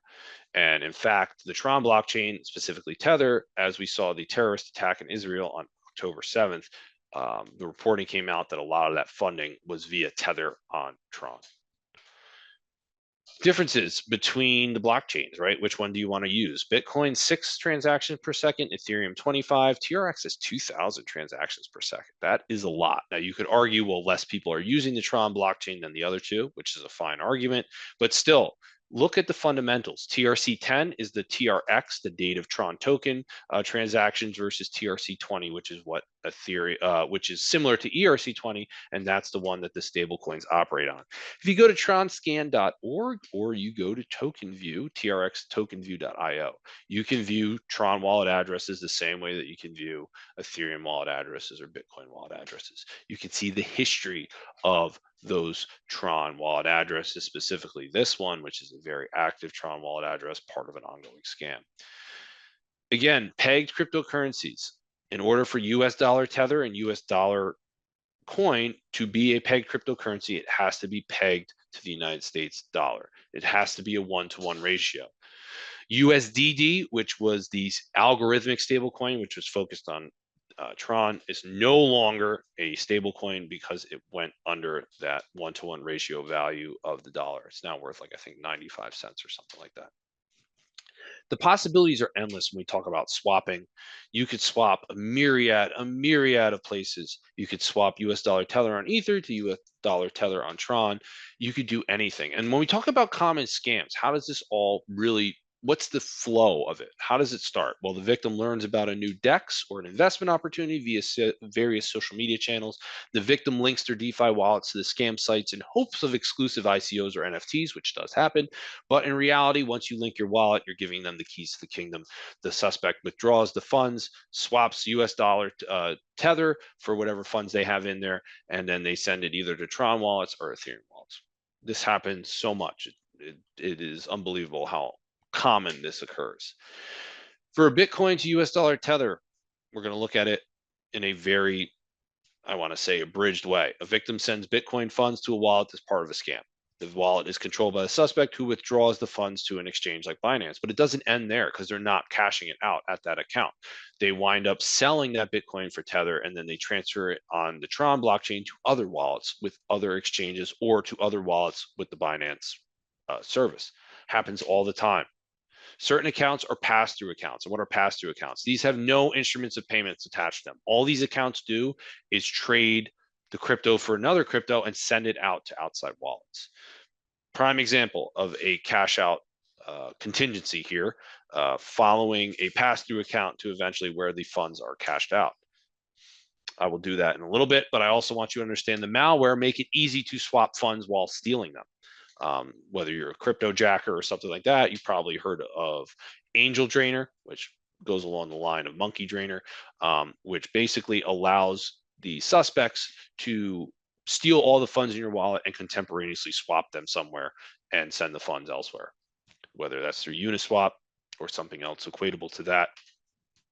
You can find a lot of these swapping services that have liquidity to US dollar Tether. The possibilities are quintessentially endless here. Literally, the possibilities are endless when it comes to this stuff. How people swap, how Tether and stablecoins come into play. So how do criminal actors use Tron? I want to show you this in pass-through accounts in various examples. Victims have a virus alert pop up on their computer, and they've called the number associated with the alert. They were informed that their computer was infected with viruses and they need to pay antivirus support ASAP. They were also told that their computer was being used remotely by terrorists, and if they don't act immediately, they would be held liable for terrorism. Kind of like both ends, you're screwed, right? They were instructed to send Bitcoin to a specific address as payment for this antivirus service and to stop the remote access from terrorists. And then they realized they were defrauded. So if I just simply follow this Bitcoin wallet address, I'll eventually wind up at a Binance account, which is a pass-through account. There is no withdrawal history to any type of financial institution with this account. What the suspect is doing in control of this account is swapping that Bitcoin for Tether and sending it to outside Tron wallets. So if I follow that one Tron wallet, I wind up at another Binance account where, again, the same thing is happening. They're just sending the Tether now to other wallets. I think I'm getting close here. I follow that one out, and boom, I wind up at an account with a different exchange where they are liquidating that tether back into Bitcoin and subsequently buying gift cards with that stolen money. Very common. It's not uncommon for this to happen, specifically involving the usage of tether and going to different exchanges. And I want you to understand that these scams are not exclusive. Romance scam could evolve into pig butchering if the victim believes their financial advice is coming from the fraudster, and a tech support scam can evolve into somebody opening a crypto exchange on accounts acting as mules or worse. So how does this all work, really, like with these fake exchanges? Well, a victim deposits funds into a wallet on the site under the belief that their investment's accruing value, and then unbeknown to the victim, the funds are surreptitiously withdrawn by the site admins while the victim may see a balance on their account. Or the wallet drain. I spoke very much about it. Victim links their MetaMask wallet or some sort of DeFi wallet to the malicious site, hoping they're going to get some sort of return. In reality, you've given up your private keys and your seed to your wallet, and the suspect's just going to withdraw all the funds, transfer all your NFTs elsewhere. Same exact flow of how these people are victimized. They learn something exclusive via social media channels or by proxy to another scheme. The victim begins to deposit funds, or they link their wallet in hopes of a high return of investment, and the funds are surreptitiously withdrawn by the suspect. And they often have direct exposure to other exchanges, which Ryan can attest to when we trace a lot of these suspect wallet addresses out. But where do we start? Look at the sites themselves. This is what I encourage you to do. CoinTrade, for example, is a pig butchering site that is no longer online. Part of its appeal, they offered their own exclusive coin, whale coin, through CoinTrade, had that ticker across the bottom, give you that feeling of anxiety. When you signed up for the site, though, this was something that was interesting. The KYC compliance was just getting one-time passcode sent to whatever email that you used, and we're going to look back at this email later. But I want to tell you that this was the only KYC they needed to have. Once I get in on this site, I can't do anything. I have to send money to the wallet. I can't buy anything on the site. I have to buy it elsewhere and transfer it in because it's not a legitimate exchange. The sites in the company profiles are very, very important. This is a site that I helped take down called Psychodar. So right off the bat, this looked like an interesting site, said they were headquartered out of Finland, but when you look at the company profile, some things are very interesting here. It says that investments in the UK was in US dollar for 250 million. It says it's headquartered in the UK. Like I like to say, a little bit of OSINT never hurt nobody. There are no businesses registered in the UK that are for Psychodar. Open source. This guy decided to make a 15-minute video about how he lost money investing with Psychodar. Yeah, this video does exist if you want to watch it. Pretty. Not laughing at the victim, it's just why he would make a 15-minute video about this, I don't know. But doing some research on the site itself, sites like ViewDNS, where I could type in any type of address that I want and see what's across the board in this like Web2 research. There's other domains associated with that hosting IP address, specifically surfboss.info and thebestdeodorant.org. Very bizarre, right? URL scan.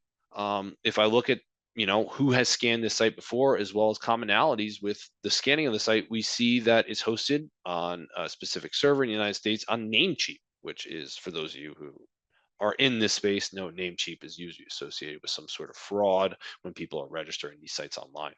And archiving the site is incredibly, incredibly important. Archive.today. You can save the site as it existed that day when you investigated it, because it's not uncommon for these domains to change. So psychodar.com may go offline, and then psychodar.io pops up and it's the same site. Well, psychodar.com was archived. Maybe I can archive the other version of it, et cetera, et cetera.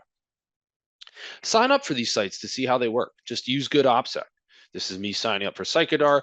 So sure enough, I was able to copy the wallet address that they wanted me to deposit the funds into. And right off the bat, I see some very interesting activity in Tracker. I can see that this wallet address that they want me to use has received $48,000 and sent $43,000 out, and it has direct exposure to Binance. And now how does the dark web play a part in this? Well, wallets linked to these various exchanges can be posted for sale on various darknet marketplaces.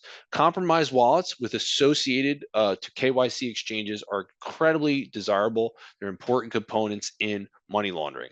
So much so that in December of 2022, the analysis was 76.5% of all crypto fraudulent transactions were carried out by know your customer verified accounts. And the dark web played a nexus into this because those accounts were posted, most of those accounts were posted for sale on the dark web for people to buy. There's plenty of shops where you can buy these various compromised accounts. These guys spell almost as good as I do, right? Not too cheap, rather not too expensive, rather cheap to buy these wallets that have these balances associated with them. This is my favorite listing ever on the dark web. For the mere 700,000 United States dollars, you too could have become a Bitcoin millionaire. The only problem was this person didn't even look at the photo and realize that this was the balance in Ethereum. If you look in on that, they didn't even realize that. This is why it's my favorite listing ever, because they just didn't even do their research. So I have a few success stories for you, and then we're going to take a break. I'm not going to do the live portion today. It took a little bit longer with my issue of getting the slides up and running. But success story number one was McCarvey Capital. My friend who's never on Facebook all of a sudden was on Facebook 24/7, started to message me. And sure enough, it turned into a questionable conversation around Bitcoin, wanting me to use this site, McCarvey Capital, and also call this +44 country code, which is the UK, about speaking to Mr. Albert for my investments, blah, blah, blah. So McCarvey Capital was claimed it was headquartered out of the UK. In reality, it was not. It was run out of Nigeria. Just looking on Reddit, aka the dumpster fire of the universe, saw people saying that they were being scammed. I did a little bit of OSINT research on it, was able to determine where the site was actually hosted. I was able to find similar IC3 complaints for people that were scammed with McCarvey Capital. And sure enough, I forwarded that information off to the Nigeria EFCC, which took down the site and took down the 3 actors behind it. But they had basically stolen close to $2 million already running McCarvey Capital. DeFi wallet drain, SBQ Center. This is a site that wants me to connect my wallet. It is a fake DEX per se. And we look at the description of it. The most popular quantitative trading platform. This quantification artifact uses high performance blockchain quantification company for novices, leveraging How many times can you say quantification in the same sentence? Something is very wrong here, but people are falling victim to it. How they get recruited, I do not know, but I believe that they are using the malicious Angel Drainer. When you link your wallet, they're just using that code of Angel Drainer to drain all your assets out of it. Sextortion, send me Bitcoin, or else, well, victim comes to you and says, hey, I was talking with someone on Snapchat that I believe to be an attractive female. Sure enough, I got some compromising photos sent to them. They told me to deposit Bitcoin from a Bitcoin ATM at this specific wallet address. Sure enough, I'm able to see the exposure directly to Binance, like one hop away from Binance. And yes, this has been a very successful one. It has moved a lot of money, over 1.6 million. Serving Binance, that I was able to do that, was able to compel the wallet address history, and sure enough, that account is coming back out of Nigeria. This one is probably one of my favorite crypto bros, Toy and Bitcoin. Victim in a Spanish-speaking victim is called by somebody speaking Spanish saying that they're going to turn their lights off if they don't pay immediately in Bitcoin. I don't know any power company here in the United States that only wants to take Bitcoin. The victim falls for it. They send it. Sure enough, it comes back to an FTX exchange when FTX was still online. FTX, they were responsive to legal notice, was able to provide who was behind that account, individual out of the Dominican Republic. Doing a little bit of research on this individual, find him promoting himself as being a crypto bro, crypto investor, living a very lavish lifestyle with him and his friends through Toy and Bitcoin, which I believe is still online if you want to check it out. They promote themselves as being a company for investments of Bitcoin. In reality, most of their liquidity is stolen funds from victims that they are victimizing all over the world. Just remember, blockchain analytics are only one component of the investigation. You can do a lot without ever touching the blockchain. And we're right in the last few minutes, Ryan. So once I finish this, yeah, I'll be done. I'm not going to do the live portion. So if I look back at that email that was sent to me when I signed up for CoinTrade. I see it resolves back to a Gmail account. The return path resolved back to a Gmail account. Hitchcock Herb 271 at Gmail. This is a very big red flag. Okay, why is it going back to a personal Gmail account? So I just do a little bit of OSINT research on this person. Again, if this were a legitimate exchange, why is it coming back to a personal Gmail? That name is Herb Hitchcock. Searching high and low for Mr. Herb Hitchcock, I come across Hitchcock Herb on TikTok, which is this Asian woman, or it looks like an account associated with this Asian woman that has this weird string of letters underneath it. There's only one thing posted. Now, if I do Google reverse image searching of that profile image, I see it comes back to another TikTok, which has something very interesting too. Landon Jennifer. Same weird string of letters underneath the name, and one video posted. Who is that Asian woman? Well, it turns out that she's a rather popular social media figure out of Asia. And this leads me to think, are they using this woman's photos in other avenues of the crime, right? Are they cultivating victims to coin trade by pretending to be this woman doing romance scams and other fraud? So the question of how much can we do without blockchain analytics? You can do a lot, okay? And how can Merkle Science Tracker help us? Well, Ryan is going to show you that in the next portion. So we're right around, almost to the minute. I told you, without that little hiccup in the beginning, we would have been right where we needed to be. How much good. can we do? Yeah, we can do a lot. Yeah. So let me just. Thanks, Kevin. Yeah, let me. So let me take off my noise canceling portion of my headphones real quick. It's throwing me off. I feel like I'm yelling. No. So we'll answer a few of these questions real quick that's already on the board, and then we'll take a 10-minute break. We'll all reconvene, and then I'll go through how you can leverage Tracker for any crypto investigations.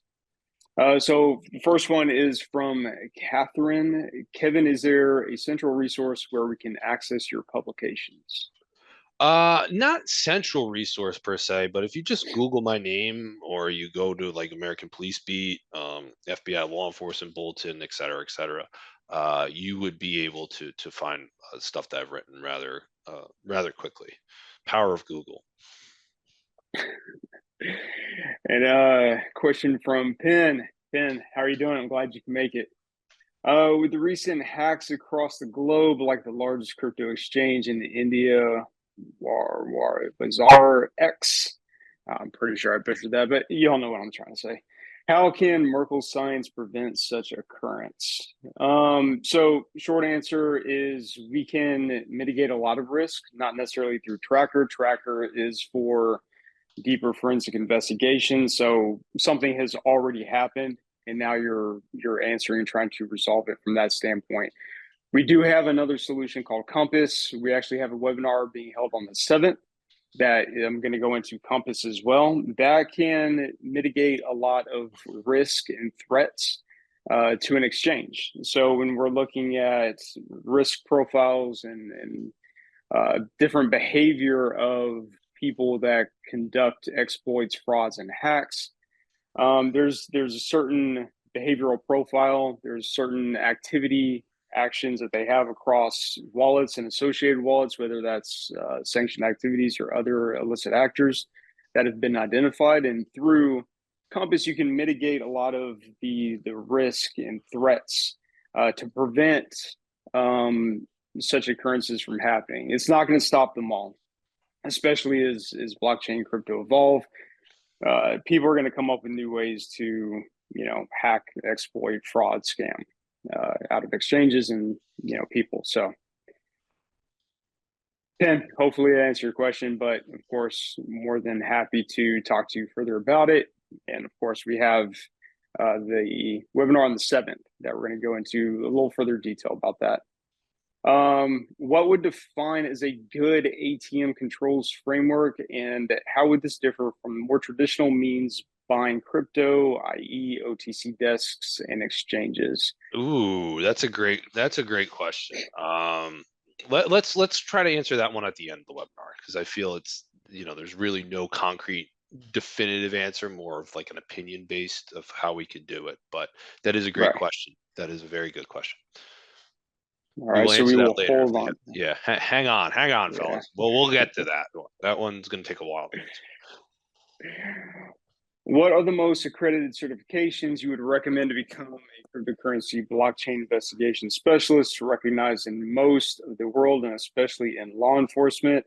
I'll give my quick take. There's a lot of different sources out there.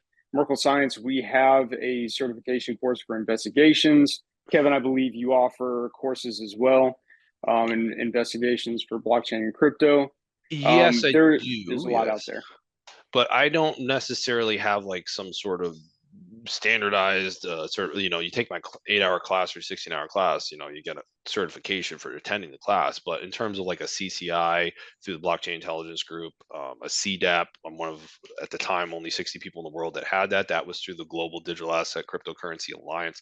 I mean, if you do some sort of legwork in terms of Googling it, you will come across some various institutions that offer the support. Low end, I would say, is McAfee Institute. They have a certified cryptocurrency forensic investigator course. Yeah, there's various recognized certifications out there that one could obtain. I will say you should definitely be on the lookout for ones to take that have the most up-to-date current information, or that are continuously updating themselves with relevant information to what's happening today in blockchain and crypto, because the space, especially going into DeFi, evolves so quickly. You don't want to take a certification or a course, 6 months later, it's out of date. Oh yeah. So Yes, it is a constant learning environment when we're talking about crypto. This is not something where you can take one class and you're the best, right? It's a constant evolution, and today's experts, tomorrow's historian, if you don't stay up to date. Yeah, I would say for any course or certification that offers like the basic fundamentals of the foundation of crypto investigations, if that's worth paying for, because the fundamentals are not going to go away. But in terms of like just free courses or just open source information that you can get to just stay up to date, that's going to be very helpful and relevant for you. All right. Phil Whitaker, can we watch the second half recording and still receive the certificate? And if do they you take mind the if test, the recording right? is shared? Yeah. If they take the test, I think it'll be fine. Yeah. Yeah, absolutely. So there's no time frame. If you have to drop, as a matter of fact, and then you go back and you watch this later, and then you take the quiz or the test 2 days after you watch it, you're still going to receive the certification. So it's really just about the quiz or the test at the end. Taking that, passing that, you'll receive the certification. And then yes, you can share the recording across anybody you want to, girlfriend, colleagues, mother, grandmother. It doesn't matter. It's going to be shared on YouTube. We are also going to share the recording across everybody who's signed up or who's attended today. So you're going to receive the recording personally, but it is available for everybody to see at their convenience. And Shreya, I hope I pronounced your name correctly. If I didn't, I'm from Texas, so that's my excuse. How do we find out in the first place when a BTC wallet is actually carrying out a scam? That's a good question. Yeah, I mean, Bitcoin Who's Who, they do try to flag those wallets. You can report it to Bitcoin Who's Who that it's associated with a scam, but more often than not, it's kind of a victim coming forward to realize that they're part of it, right? Like, from a proactive standpoint of what analytics and things that Merkle Science do, they can associate funds going to a wallet that's associated with a scam, because again, the blockchain's auditable, it's immutable, you can't you can't hide it. But it would take some proactive measures to identify that a wallet is affiliated with a scam. And like I showed, signing up for these pig butchering sites and things of that nature, you could find out really quickly, right? The wallets are there for you to deposit. Those are associated with a scam. So more often than not, those wallets are not exclusive to you as a victim. It's usually pooled with a lot of victims' funds, like the one that I showed with Psychodar. So yeah, that's a really easy way to do it. So what my portion is going to be about is just covering a blockchain forensic analytical tool, such as Tracker, which that's where I work. So I'm going to be biased that it is the best tool out there. But in reality, it gets down to personal preference. It gets pretty subjective when it comes to just the comfortability and use. So I would advocate trying any tool out there if you are in the market or looking for a blockchain forensic analytic tool to use. Now, when we look at the current state of investigations and the two main hindrances that at least I've come across in my discussions with state, local law enforcement agencies, different organizations, investigators, and detectives, is there's two different things. There's either a big knowledge gap, which is hopefully what we're solving for today, at least with Kevin's portion. And then there's a tools and resources gap that's hindering the effectiveness in being able to take cases or investigations and see them through completion and then engage in any enforcement action, recovery of funds, so on and so forth. So to put it in a metaphor scenario, let's picture or pretend that we're all police officers, okay? And then, of course, there's police officers on this webinar and this call currently, so you don't have to pretend. You guys are the real heroes out there. So we'll all pretend, the ones that are not. So we're all police officers, and we get a call from our dispatch or whatnot that, hey, somebody's been robbed on the other side of town. You go, got it. Okay, on my way. Now, let's also pretend that we're new to the city. We have no idea where we're going. All right.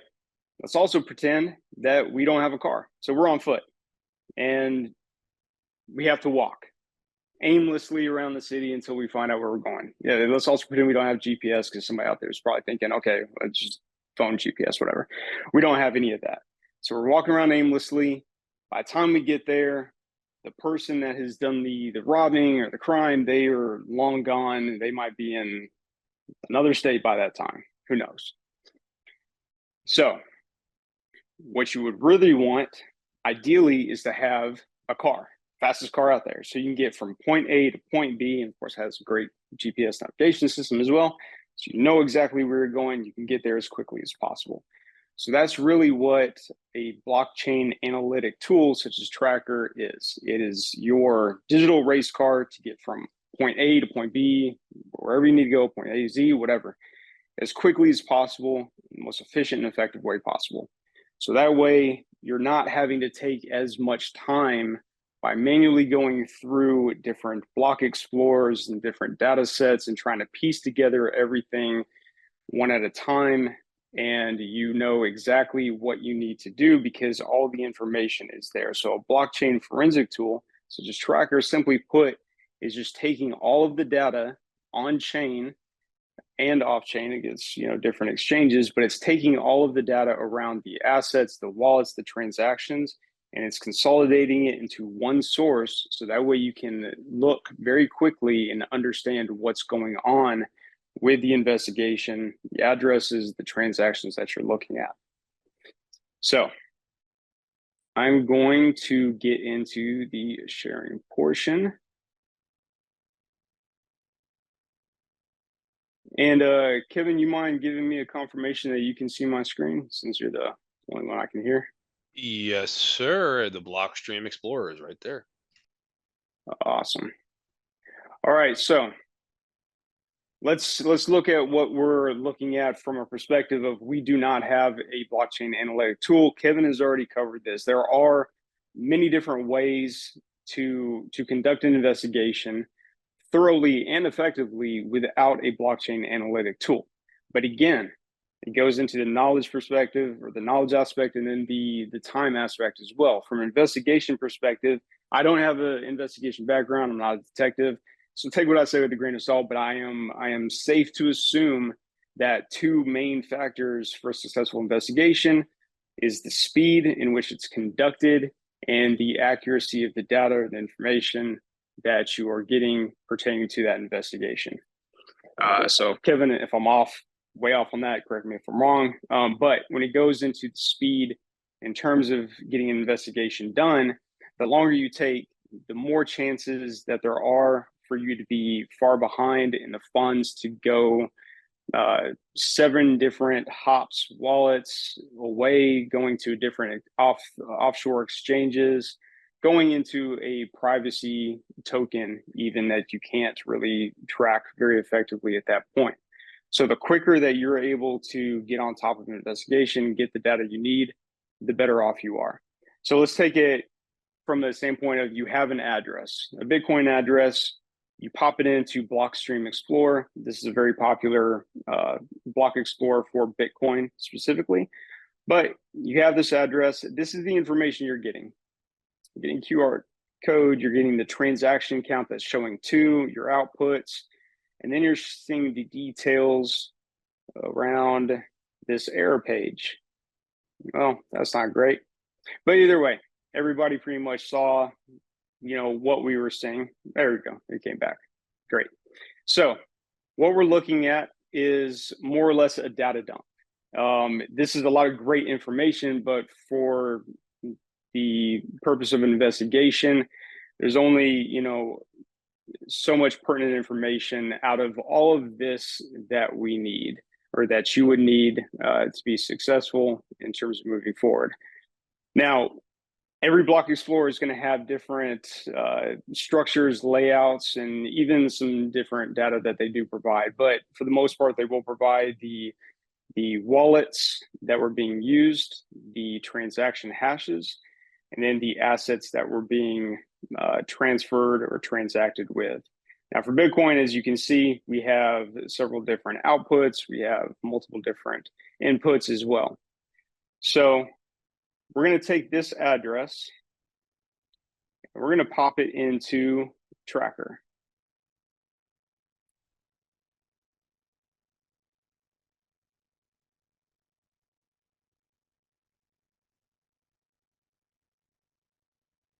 Now, if you take what we saw on that block explorer with this same address, the limited amount of understandable information that we could quickly reference and see, when we populate this into Tracker, we're going to see the same amount of information and then more that's more easy to understand from our perspective of an investigation or for tracing.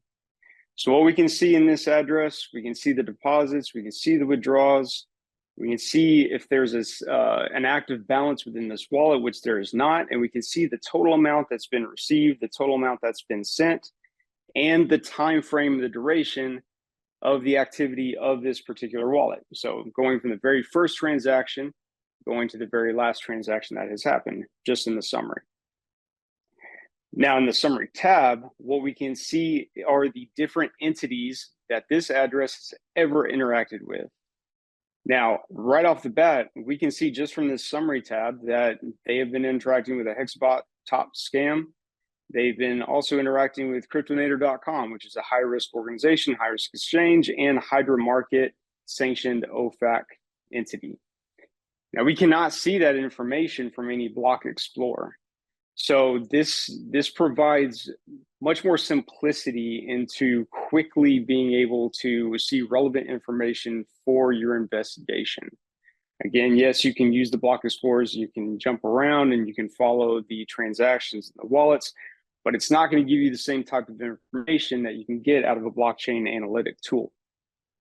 The other things that we can see off of this summary tab are the indirect associations or the activity with these entities.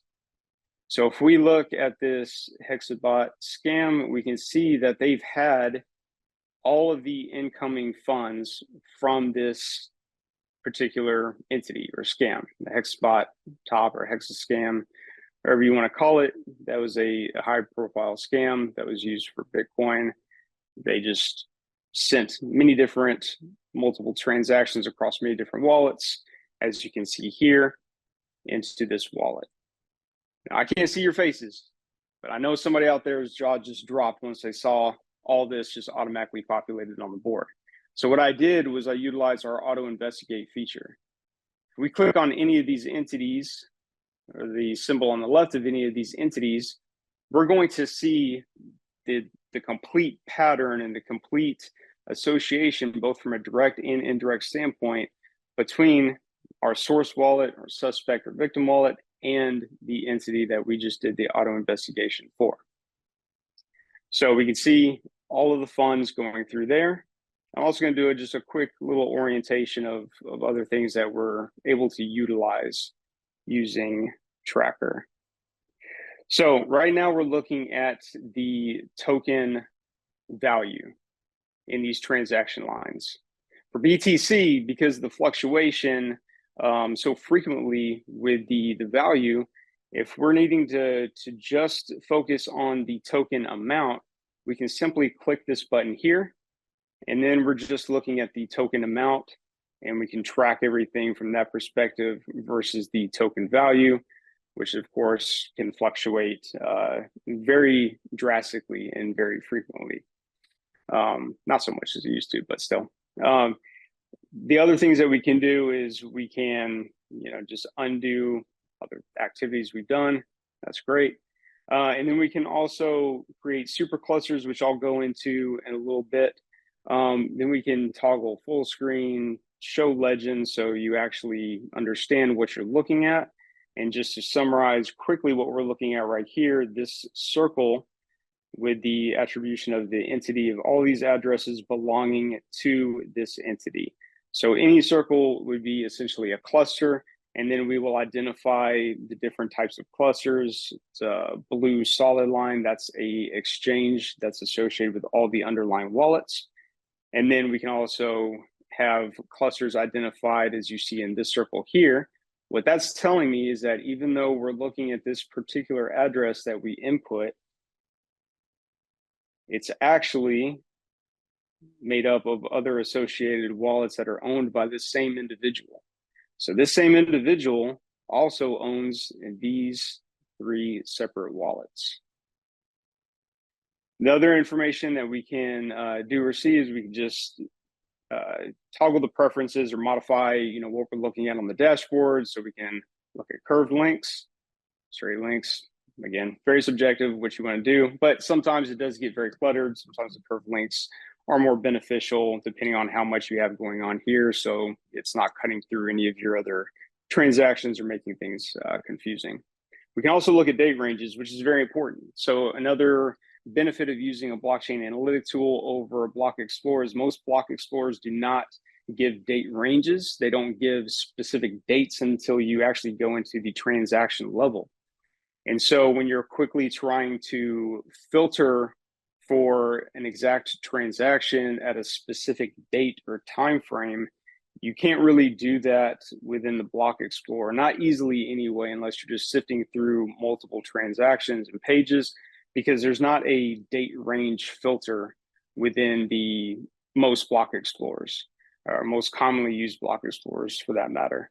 And the way that they do attribute their dates or annotate their dates is by days. So for example, they'll show this transaction happened 30 days ago, 400 days ago, 1,000 days ago.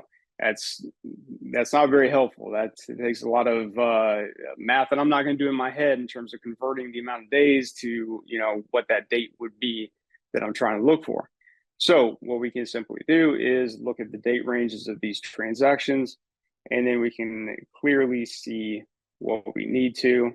Even when we highlight on the transaction, even if we didn't have the date ranges selected on the board, it still will show the date range or when that transaction happened if we're hovering on the transaction line. No, that's the wrong one. And then we can also show the complete values. Sometimes that's applicable, sometimes it's not. But if we need to show complete values or the decimal places for a token or the token amount, you can utilize that little toggle switch right there. Another thing that we can do that makes just the investigations very helpful is just the annotation ability that you have in terms of the graph and what you're looking at. So, for example, I want to go ahead and say that this is a suspect wallet. And now I have that easy identified. So as I go through my investigations, things get more cluttered or complex. I always have that I can quickly reference back to, because there are going to be some investigations or some cases that you have where there are hundreds of wallets, thousands of different pathways, both from a direct and indirect standpoint, that you're having to track. So it can get pretty cluttered, but you have that ability to annotate, and you also have the ability to mark and kind of dictate different aspects of the tool to make it more organized and easier for you or your colleagues or any other agency or organization you're working with, easier for them to follow and see exactly what's going on. So I'm going to go back to our source wallet, then I'm going to go back to the summary. I'm going to highlight the direct and indirect associations. So from our drop down, if we're on the summary tab, what we can see is every direct and indirect exposure, both from an outgoing and incoming perspective. That's something very beneficial, something that speeds up the investigation process considerably, that you're not going to be able to really get out of an open source software. The open source software, you can get to the same data, but again, you're going to have to go through many different sources to get to that information. And we can also see the incoming direct association with this Hexabot 78,000, and they've had direct exposure to Bitfinex, which is a well-known exchange, of 44,000 of money going in and some money coming. Oh, that's indirect. So they've had indirect, but a significant amount of direct exposure as well. So knowing that Bitfinex has mandatory KYC AML, this is going to be a good exchange to contact and say, hey, we have this proof available, and I'll show you the ways that you can submit or provide this proof and documentation to any other organizations, exchanges, to get the information you need for their assistance. But you can reach out to them and now say, hey, we have this address that is known to be involved in scams and sanctioned addresses activity. So provide KYC information. I don't know how you do it. Again, I'm not a detective. I don't ever reach out to them asking for that information. I don't subpoena anybody, but more or less you know where I'm getting at. So what we can do is we can also look at all of the exposure, both from a direct and indirect perspective, and we'll see that graphed out in just a second, between this wallet, our suspect wallet, and then Bitfinex. So as you can see here, we have these funds, this 44,000 that's going directly into Bitfinex. And again, we're showing the cluster. So this is the address it went into, but there are going to be, other addresses associated and owned by Bitfinex. So you can see right here, their total addresses that they own, 985,000, and their information around their incoming volume and outgoing volume. And we can also see this amount that has gone to this address here, and then has sent funds into that same finance address. So that would be the indirect association. So if we want to just assume that these two are possibly owned by the same individual, or they are working in coordination with a scam or any type of illicit sanctioned activity, then what we can do is we can create a super cluster to identify and mark these as the same person or the associated. I'm just going to type in something right there, and then there you have it. So now we have a cluster. We have these two addresses that are linked to the same investigation or the suspect address. We have them looped together, clustered, and known. And then we have the associations with the Hexabot scam, and then how Bitfinex is connected to that. So we can reach out to them by using our VASP directory. going to Bitfinex, and then we have the direct contact that we need to reach out to regarding this case and to request their assistance. Because Bitfinex is a legitimate exchange, they do not want to be associated with illicit or sanctioned activity or addresses. And you can do that with a number of VASPs. So the VASP directory is very helpful. It is updated pretty consistently, or as much as possible. Anytime that we have new information of additional contacts or updated contacts for any VASP exchange, we're going to add that in there so you all can use that to your benefit in terms of getting the resources or the information needed for any particular wallet or the source of funds that went to for that VASP. So now I'm going to take a small pause, get a drink of water. And then I'm going to go into how we look at cross-chain activity or multi-network investigations or tracking. So we're speaking now not from the Bitcoin side, which is pretty straightforward unless it does get swapped out with something else like Monero, for example. But when we're looking into like Ethereum,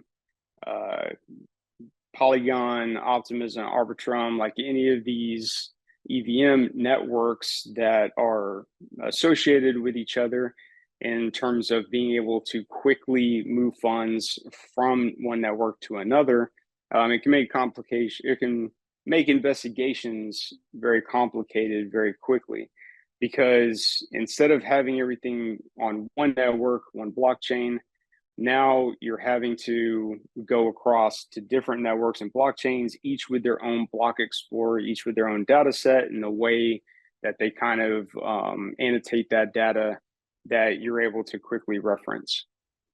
And so, again, it goes into the perspective of having the most efficient and effective way to quickly investigate any type of case that you're working on. If you're now having to utilize multiple different block explorers and it's going into many different DeFi protocols being swapped out, it's going to make it very hard to organize all that, because you're just going to have hundreds of screenshots and you're going to have lots of dispersed information on spreadsheets that you're trying to piece together. And, at the end of the day, one, nobody likes spreadsheets unless, sorry if there's an accountant on here for some reason in this webinar. I'm sure you like a spreadsheet, but for the most part, most people don't want to just be buried in spreadsheets for hours on end trying to annotate information that they need to close out a case or for their investigation. So let's look into ArbScan, which ArbScan is the equivalent of Etherscan. So most of the EVM chains, the block explorer is going to be laid out more or less pretty similarly to each other. It's going to show the transaction hash, the block, which is not really pertinent, but it's going to show the addresses, the age. Again, this is going back into, it's very hard to, if you're going from a time perspective, to go in here and utilize this, because you can't really filter out a date range. And then it's going to show the amount and, of course, the token value. So if we're looking at ArbScan here, and let's use a transaction hash as an example this time. So again, from an investigation perspective, or for looking into any cases dealing with frauds, hacks, scams, ransom, whatever, it's always going to revolve or be revolving around two main factors to utilize or initially start out with, which is the address or an address or a transaction hash. So let's go into just a random one. Let's go into this transaction here that is for 1.62 ETH. So if we click into this transaction, we can see the information pertaining to this transaction. We see the address it's coming from, we see the address it's going to, we see the amount. And a helpful tip for any of you that don't know that are using block explorers, particularly EVM chain ones like ArbScan, Polyscan, BSC scan, all of those with the scan after it. It's going to show you the current token value when you're initially looking at it. But as you can see, this transaction happened 452 days ago. If you click on the value, it's actually going to revert back to what it was for the time that the transaction happened. So if you didn't know that, it's just a little helpful tip there. Now, again, it's more or less a data dump into what we're looking at. You know, what are we actually looking at? We see this information, but now if we want to track or trace these funds, we're going to have to click into this wallet, and what is this wallet? And then we have to look at, okay, what happened to those funds afterwards, or try to make sense of that. What we can do, again, utilizing blockchain analytics, specifically Tracker, is we can take this transaction hash, and I need to get rid of, there we go. Move this back up. We put this transaction hash in here, add it to the board, and it's actually going to show us more helpful information than what we would have gotten just by using the Block Explorer or open source. So we're seeing the same activity, but we're seeing it just simply laid out that's easy to understand for anybody who's involved in this investigation or case. As you can see, the source wallet has transferred this amount into Binance. So what we didn't see in the Block Explorer is that that address from that transaction was actually belonging to Binance. So now we can assume, okay, well, it's, you know, not a suspect, you know, Binance is, you know, for, you know, your own opinion, what have you, but more or less a legitimate exchange. So if this was, let's say, a theft or a hack or a scam or fraud where this address is sent these funds directly to Binance, utilizing the Block Explorer, we wouldn't have known that we could just, you know, now reach out to Binance using our VASP directory, and we'll have that contact information and say, hey, we have traced this wallet, these funds to your exchange. And this is the address. You know, we'll have everything graphed out, laid out. We can have the information also exported out of our data sets that we have over here on the right, and we can provide that information and get that. Now, another cool thing about utilizing Tracker, I'm going to go back to here, and I'm just going to get the address. So if you're utilizing an address, you're utilizing it in EVM Block Explorer, it is going to show the associated addresses, or I'm sorry, the associated networks, EVM networks that that address has activity or association with.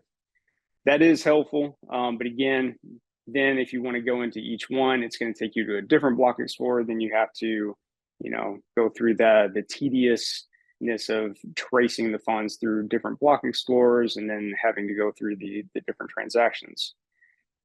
If we take that same address, EVM address, and we pop it in here, what we're going to do is we're going to do the same thing. We're going to provide all of the associated networks that this address has activity on.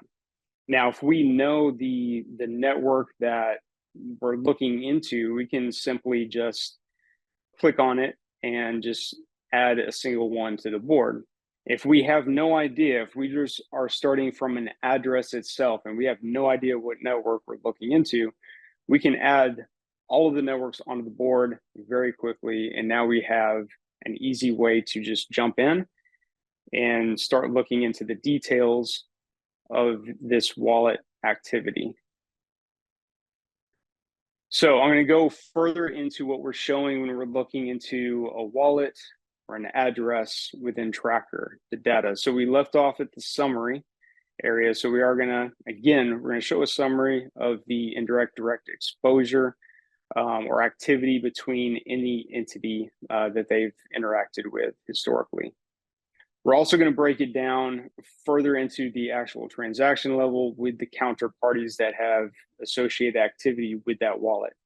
So as we can see through here, as we scroll down, well, there's nothing to scroll because they actually don't have that much activity. But we could, you know, look into every single counterparty individually and the associated transactions and the time frame or the date ranges. And then if need be, we can also filter this down by specific entities or specific entity types, and then the date ranges and transaction types as well. And then we're also going to show every single transaction that has happened with this wallet historically, going from the very first transaction all the way to the most recent transaction up here at the top. So we can go in there through here. We can also filter this down. We can filter this down to the token level to look at very, specific or individual tokens that we need to focus on. Again, we can focus on specific entities and then also filter by values. And that's across the board for the counterparties and the transactions where we can filter down to that level. So let's pretend that this person has been scammed out of one of their tokens because I saw that they had association with this fake phishing address with this network here for $2,400. So if we look in here, we can look that was revolving the Vela token. So we can quickly just add this to the board. And this is all we want to focus on right now. So what I'm going to do, so I'm going to clean this up. I'm going to take these other addresses off of the board. And if we need to re-add them on there, we accidentally deleted them for whatever reason, we could just quickly add them on there. But looking into this fake phishing address, so this person got scammed for this amount of the Vela token going to this wallet. Again, we can see that there's that ring around the address. We can see it's a cluster. So we can see that this address has association and also is the owner of 1,069 other addresses. It's quite a lot. So what we can do from here is we can go ahead and trace it from the actual token itself. So if we want to look at, okay, what has this person done with the Vela token, we come in here, apply that, and we can see that there's a lot of activity with the Vela token, but we're specifically looking for this one right here. Okay, so now we see this transaction pertaining to this wallet. That's our victim. They got scammed that amount for Vela. And then what did they do immediately after? Their next transaction was taking that token and then putting it into 1inch, which is a DeFi protocol that's used to swap different assets for each other, mix them up, obfuscate them, and then typically move them to another network cross-chain. So now we're looking into possible cross-chain activity, and the simple way utilizing Tracker to look into that is going into counterparties, and we can see very easily all the bridging activity. Now, a bridge, for anybody that doesn't know, is just taking funds from one network, moving it to the other, like a bridge, like a river separates two networks, you go across a bridge. So that's really all that is. But it's very hard to see that cross-network activity utilizing separate block explorers. Again, it just gets very complicated. Can you do it? Yes. Should you do it? Yes, if you don't have the tools available. But ideally, you can have something that makes your life much easier and expedites the process in terms of investigations. So what I just did is I just added all of those bridge transactions to the board. So what we're seeing, simply put, is that this scam address took funds from Arbitrum, utilizing the hot protocol across protocol. And these 4 separate bridging transactions had moved funds over to this Ethereum network, which is their same address that they own. So for any EVM chain, just one address, it can span across many different types of networks. So they're just taking their funds, moving it over to Arbitrum, or I'm sorry, to Ethereum at that point. Now from here, if we want to look into what kind of associations do they have with exchanges, we can see that they have quite a bit. So Binance seems to have quite a bit of direct and indirect exposure with this wallet address for this person. So what we're going to do is we're going to auto investigate the associations with Binance, both from, again, a direct and indirect perspective, because we want to see what all of the other associated addresses or entities that have any type of association with our suspect address or our source address. We want to be able to see that, because we want to, of course, see it from a very broad perspective, but then also where we can go in and deep dive into the details and maybe associate other addresses with that scam address or that suspect we're looking at. As you can see, quite a lot of information popped up. I'm not surprised. Binance is a very heavily utilized exchange. So I'm just going to do a little auto cleanup there real quick. And that's just a little trick that I do for anybody who's using Tracker. Once you auto investigate, it can get pretty cluttered depending on the activity. That's to be expected. You can quickly just kind of reset the orientation and clean it up a little bit if you just click on the organic and then go back to the sequential layout. So now we have a depiction and a graph that's showing the scam of one wallet being scammed out of funds, going to another wallet. They sent it to a 1inch. They did some swapping around. Then they moved funds over to Ethereum. And then there's an association enough from a direct and indirect perspective that we can start graphing out, looking at these other wallets and their underlying associations with our suspect wallet. And then ultimately go to Binance using the VASP directory, contact their contact over there, either the legal department or somebody that's specifically identified to handle investigations or information.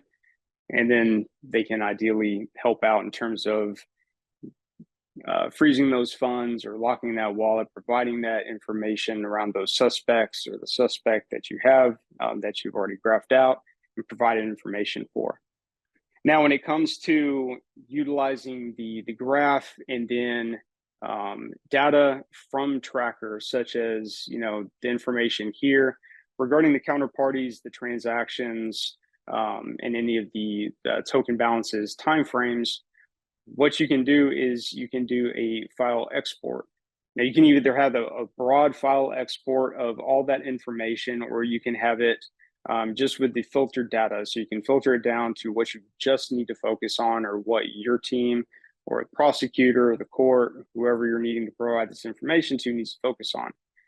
Now, a simple download or a simple export of all this information that's pertaining to your investigation saves so many hours. And I've heard this firsthand. Again, I'm not an investigator. I've not done this, but I've heard firsthand from people that have said utilizing Tracker, it saves them several hours and headache in having the ability to just quickly export the data that they need in an Excel or CSV file, instead of having to compile all that data manually themselves and trying to piece it together. Because you have now an export file of the data, and you also have the graph that you can utilize in conjunction for your investigation or to collaborate with any other agency or organization. Now, speaking of collaborations with other colleagues, agencies, organizations, we do fully understand that not everybody in the world is going to be utilizing Tracker, either because they're already using something else that works for what they need, or they just don't have the budget or the resources to warrant purchasing a blockchain forensic tool. That's fine. What we can do, or what you can do, or what anybody else can do that's utilizing Tracker, is they can easily share the information pertaining to an investigation or a case with anybody else outside of either the organization or outside of using Tracker. So you do not have to use Tracker in order to benefit from it if you're working with somebody who actually does have the ability to utilize Tracker. So what you can do is you can simply share internally with members of your organization. I have nobody to share it with, no friends over here. But you can also share it with outside agencies, organizations, or other detectives and investigators that are working with you on a particular case. So you can enable public access. You can leave it open if you'd like, but you select that, copy down the URL here. You can password protect it, which is always advised. And then you can send that URL, you can send that password to the people or the individual you're needing to share this with. And then they can utilize that URL and they can go in here and see everything that's graphed out, how you have it annotated, how you have it displayed, marked from the transactional level, how you have everything modified. They can see everything that you're doing within Tracker.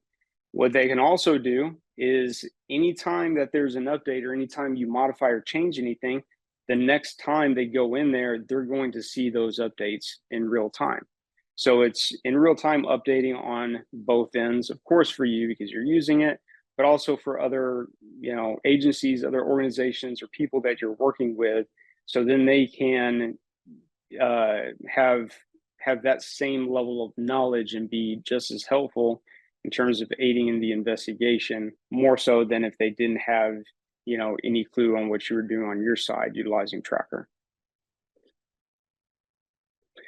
So I'm going to check the time. I think we're good to stop here. Again, I wanted to just give a very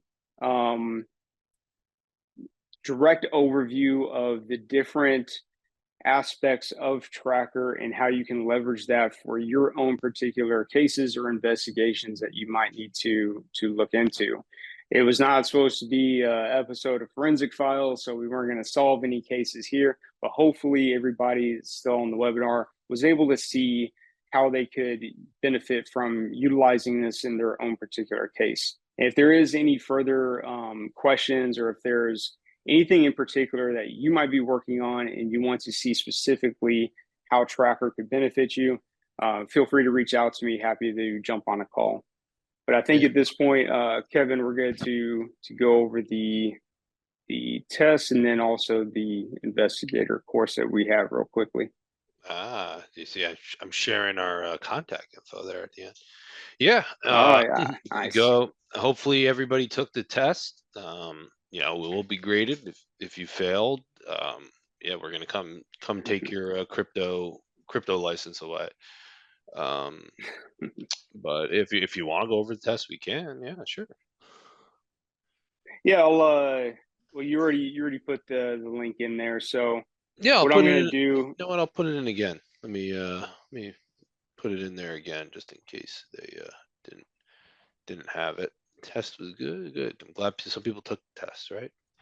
My Actually, contact screen is up there, right, for both of us. Yeah, actually, can I share again real quick? What I like to do is share the URL on the screens for anybody who's actually going to be watching the recording afterwards, because they won't be able to see the chat. That's true. That's true.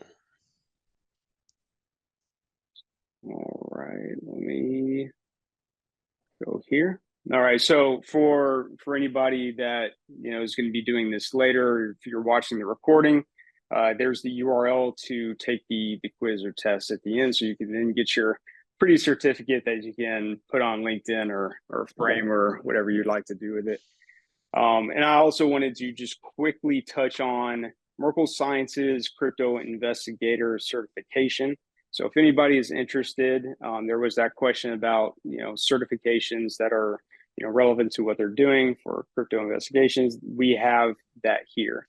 And again, this is not going to focus on our tool. This is going to focus on the fundamentals and the foundations of crypto investigations, going into what crypto is, blockchains, explaining the different types of protocols in different cases, things of that nature. So pretty helpful for anybody that wants to or is interested in looking into this. I'll go ahead and stop sharing here. Kevin, you want to look at it and see if there's any last minute questions that we could touch on? Oh, there was that one. The good ATM controls. And I think that's a very fluid question, because again, crypto ATMs are definitely part of the cryptocurrency ecosystem, right? You always are going to have that need in general for an ATM in banking. You're always going to have the need for somebody to be able to go to a service like an ATM to withdraw or deposit. So I want to say that as we move towards a more legitimate cryptocurrency, I guess, based society, where most people who are transacting with cryptocurrency now, for the most part, are not doing it as part of their daily lives, right? They're not going to McDonald's to buy a Happy Meal with crypto. But as we start to establish the framework where we can do something like that, I think ATMs are going to become more compliant and more like know your customer compliant, less of this free for all that exists with the different companies that are out there.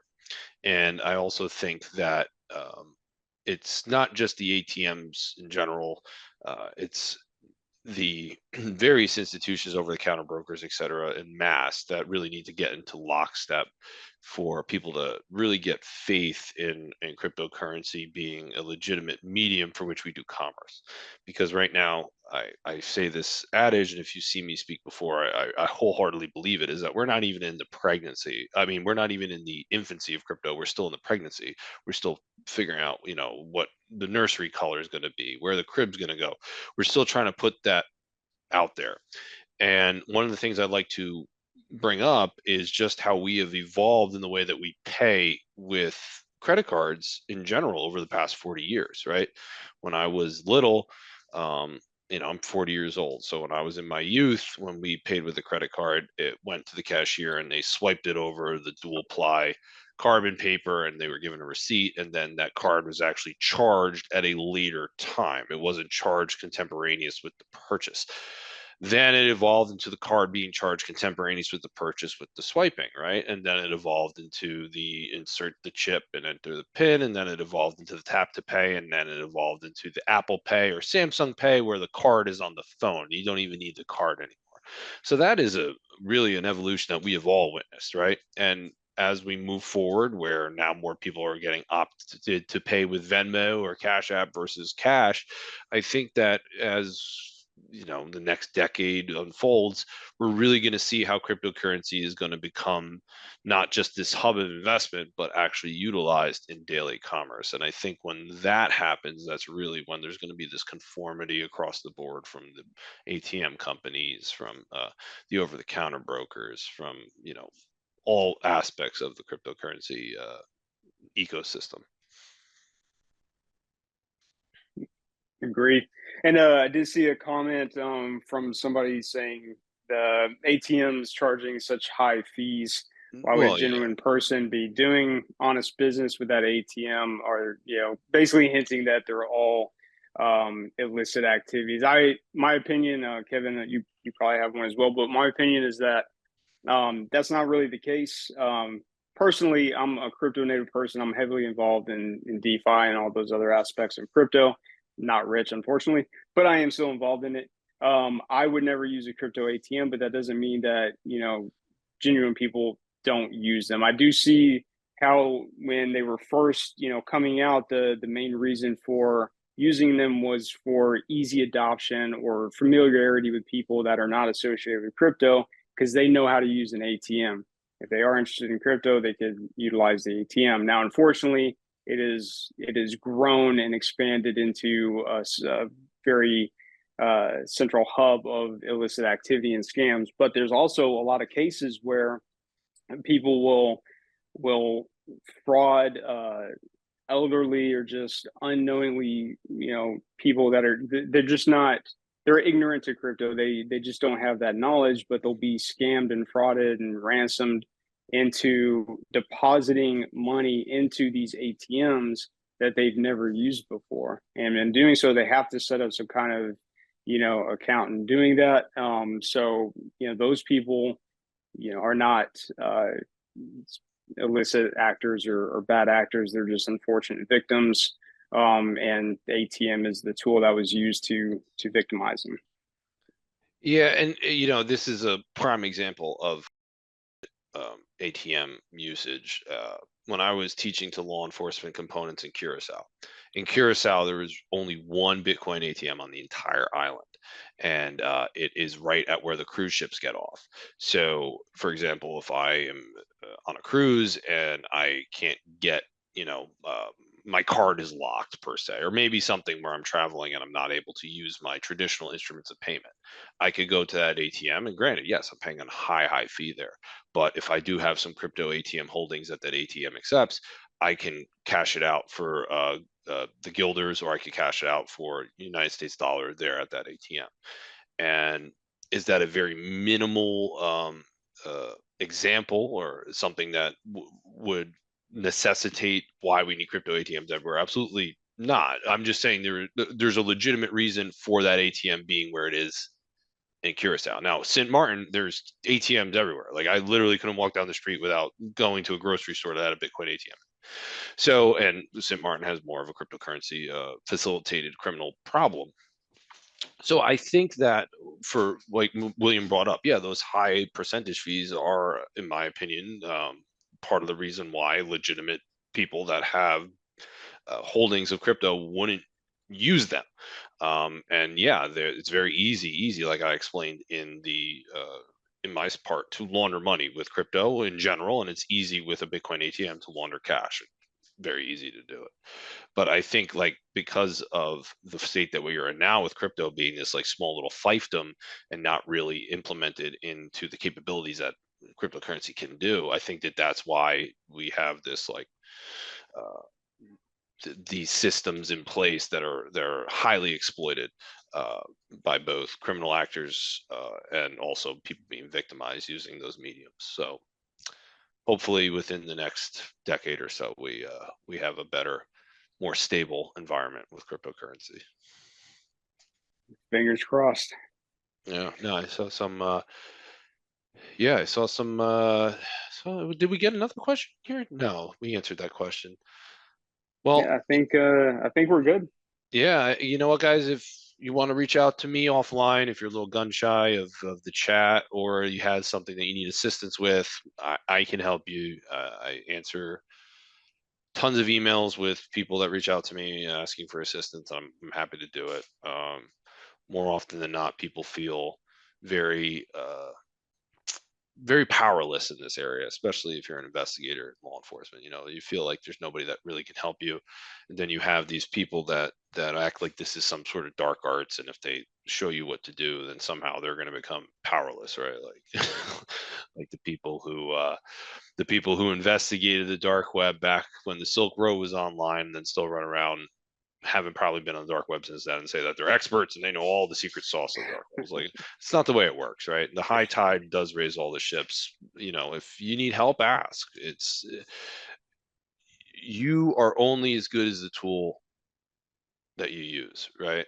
You can't give somebody a chisel and expect them to make the next statue of David, or give them a paintbrush and expect them to make the Sistine Chapel if they're not an artist like Michelangelo. So just thinking that there's a proverbial easy button out there, no, there isn't, right? And these things change. Since I've been teaching to law enforcement over the past 4 years, I've constantly had to change and update things in this space. So just understand that it's a constant, I don't want to say battle, but it is. It's you being an expert is kind of like a curse and a blessing, where now you have to stay up to date, right? Because if I were just an expert on Bitcoin, I'm not going to be too useful, right? I'm not going to be too useful in a couple of years when Bitcoin, I feel, isn't going to be as used as much or desired as much. Yeah, that's a good point. Yeah, I mean, this space evolves so quickly; it's constantly changing. Referencing back to that DeFi certification that I have, I mean, that thing was out of date 6 months after I got it. It's just the space changes so much. It's hard to just stay on top of it at times, but do what you can. And just know that there's going to be constant changes. Everything is updating. That's another reason why I would advocate looking into utilizing a blockchain forensic tool, because instead of you having to keep up with every new aspect of how a new protocol or blockchain or token works or what's going on, the analytic tool that's going to do that for you. It's going to be getting updated relative to the space, or ideally as quickly as the space is.